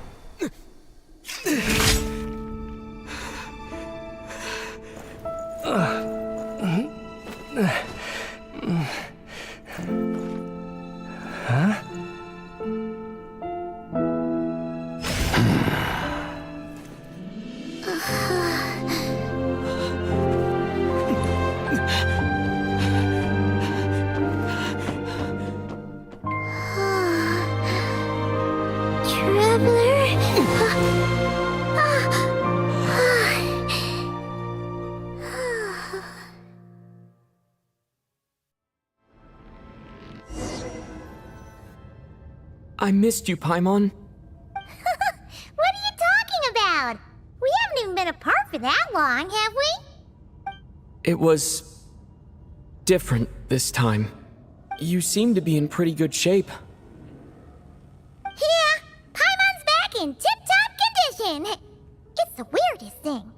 Paimon fell asleep earlier, and when she woke up, she found herself here. The Jester and that guy talking to him used some kind of energy on Paimon, and she could kind of feel it canceling out that other thing that was making her feel unwell. So, Mitya helped too? Apologies for leaving in such a hurry at the theater earlier. I was in a rush to verify some theories. Rest assured that your companion is perfectly safe. We reversed the effects that the experimental energy had on her. The Jester specifically instructed me to do so. I suppose this is our first official... But why would a big shot like... As I said when you first arrived in Snezhnaya, we... Oh, yeah? I'm afraid the The good news is, as for... I will trust you. Wait, what by whatever means after what just Okay. what she's doing. So, just now, for instance, as expected, all that Does that mean something similar happened? That's right. So the nature... What? Of course, until But you mentioned... That's right. But as I'm... You mean... Yes, but now, as long as we're... And with projects only by eliminating Renova first, will it be possible to continue advancing our plans? But... She's the rule... We'll see. But one thing's for sure. She definitely can't... Years? Wouldn't it be easier to... So... You're... Exactly. Regardless, our goal. The Fatui. For a long time, but hearing the jest, what kind of rope? In that case... Granted. Get some rest.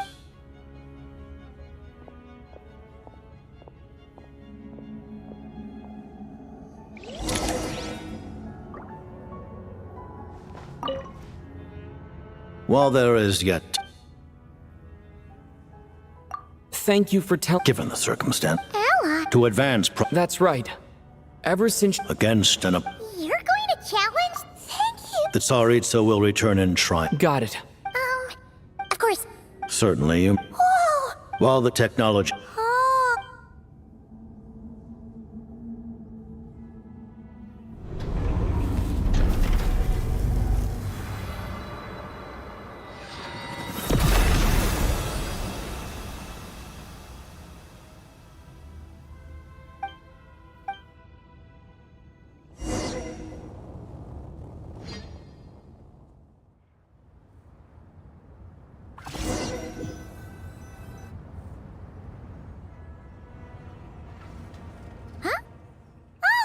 Paimon? You're okay? Long story short... That's right. So, I returned the... It was thanks to... Huh. Really, you should be... Anyway.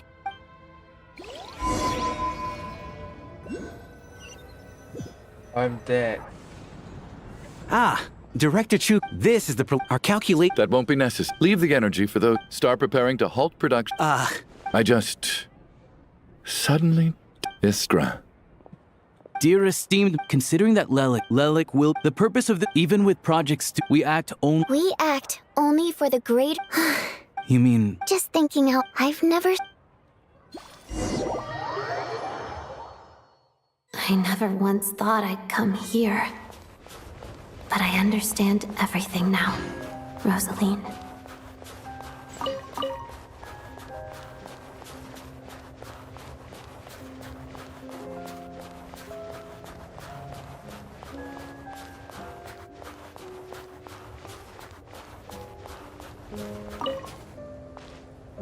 I've seen Spirit Seeker performed many times, including by your mother. Why do you bring that up all of a sudden? Even though the choreography is always identical, every dancer finds...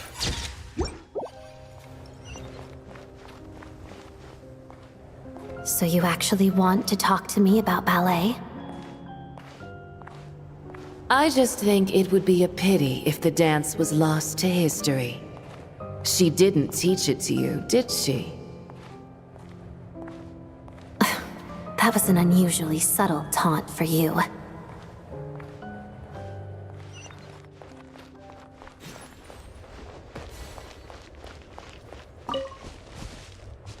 We embraced one another on the snow-swept plains, melting the ruthlessness of time. But when our bodies, in pieces, are cast to the winds, what of our love will remain behind?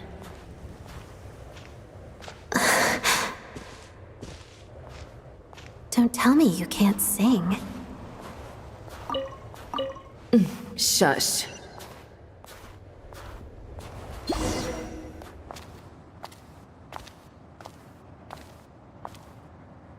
I understand her hatred. The Fatui robbed her of the life she should have had. I never opposed her dancing. Yet still I became an enemy of her ballet. I'll just keep my distance. Many despise me. I'm used to it. You're certainly not one to shy away from confrontation. But children, They need a different approach. I'm hardly the most maternal figure. Yet, she is a child. In my experience, while a father commands authority, he must still yield to love. You should tell her what you think about her dancing.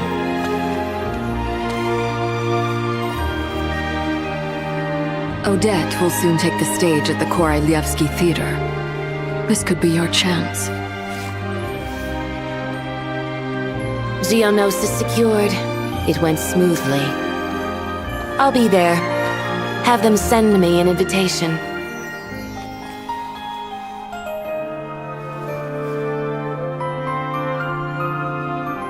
Sadly, things didn't work out.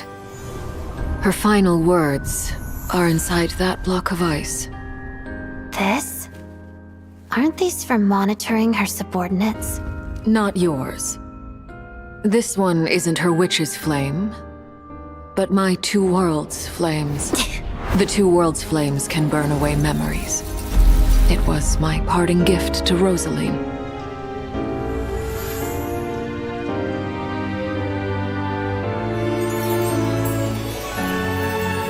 If all goes to plan, she and I will both live to see the Tsaritsa succeed. I believe she'll find peace. But if anything happens to me, she needn't follow in my footsteps. The cryo-energy will fade away in time. Then the two worlds' flames will burn away all memories of the Fatui. She'll be free to dance. She deserves this. I will handle the aftermath. The choice is yours, child.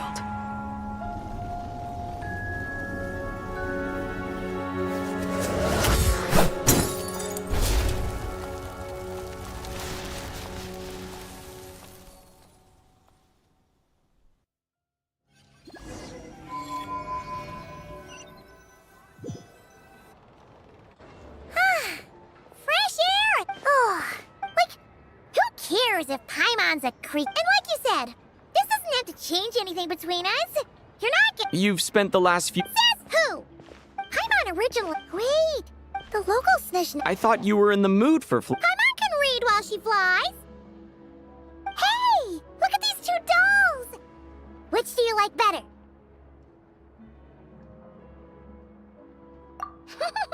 Oh, I thought we were only getting one. All right, fine. I'll pay. There you are. Thanks for visiting. Paimon will grab— Huh? Huh? How many layers does this thing have? And what are you laughing at? Huh. You knew all along, didn't you?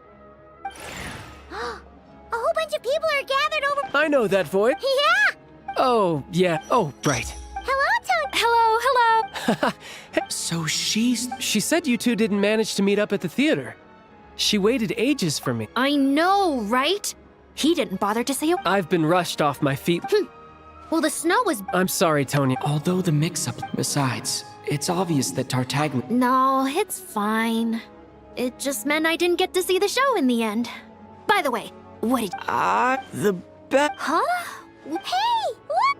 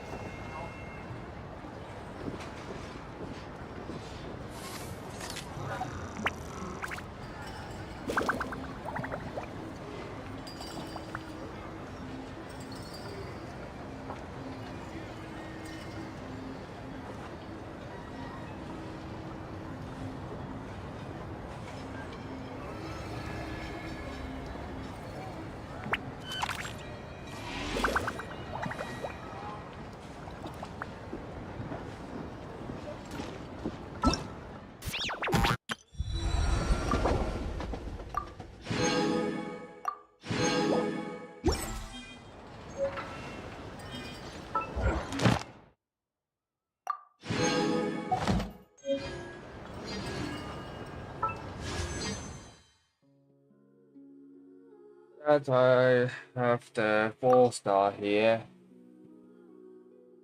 I have 5 for now.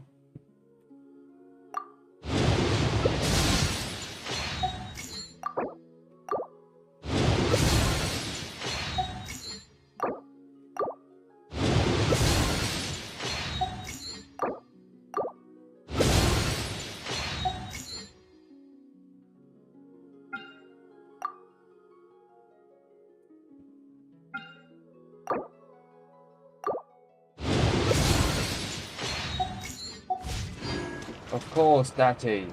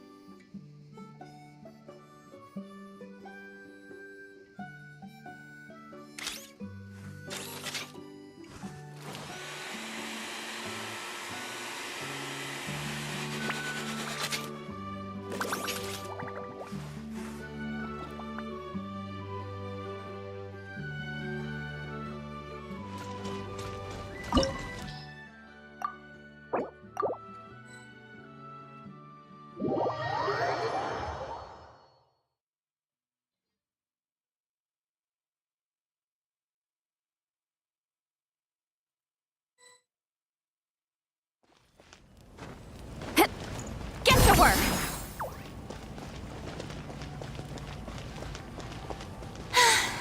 Being too popular can be such a hassle. Who knew the people would adore me so much?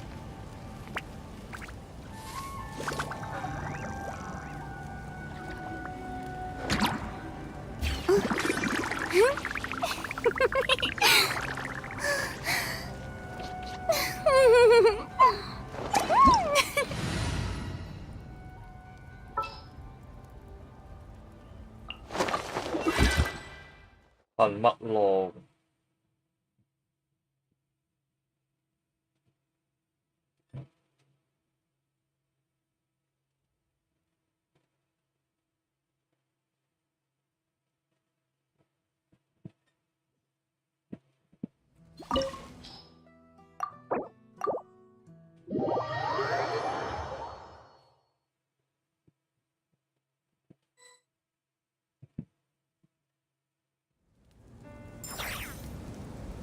Together.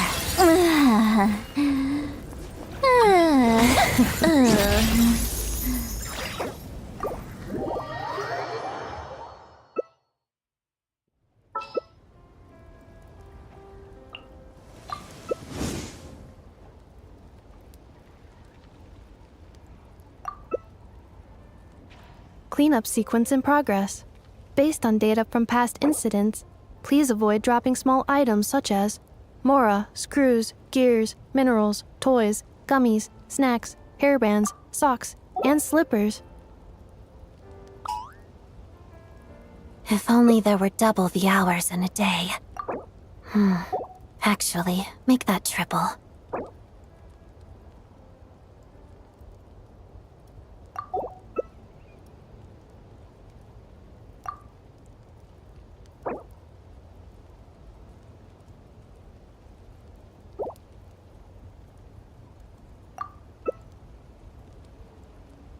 Combat data updated.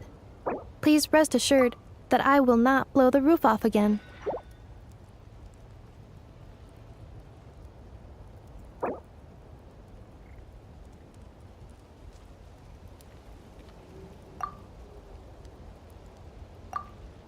Tea parties are a must for the well-mannered. If you'd like to learn the proper etiquette, I'd be If happy a simple to teach response will do. Why waste?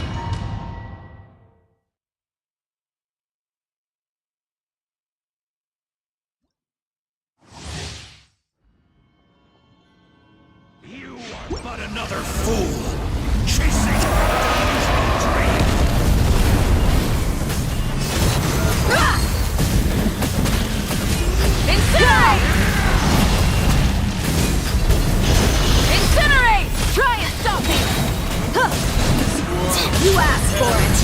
And its ashes will fall like rain! Buckle up! Incinerate! Full throttle! Not now!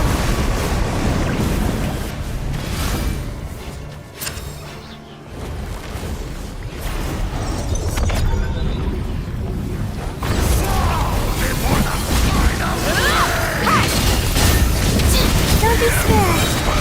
Gloves off!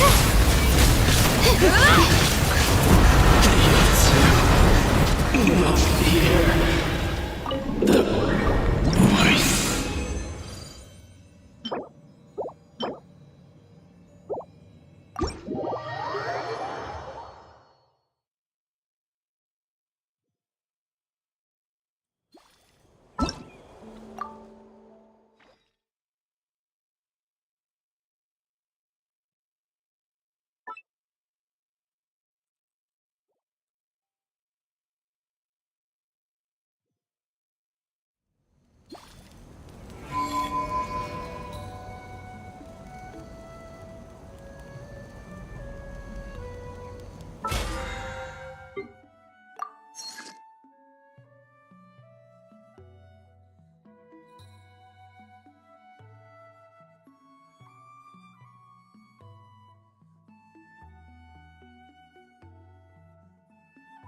I'm out.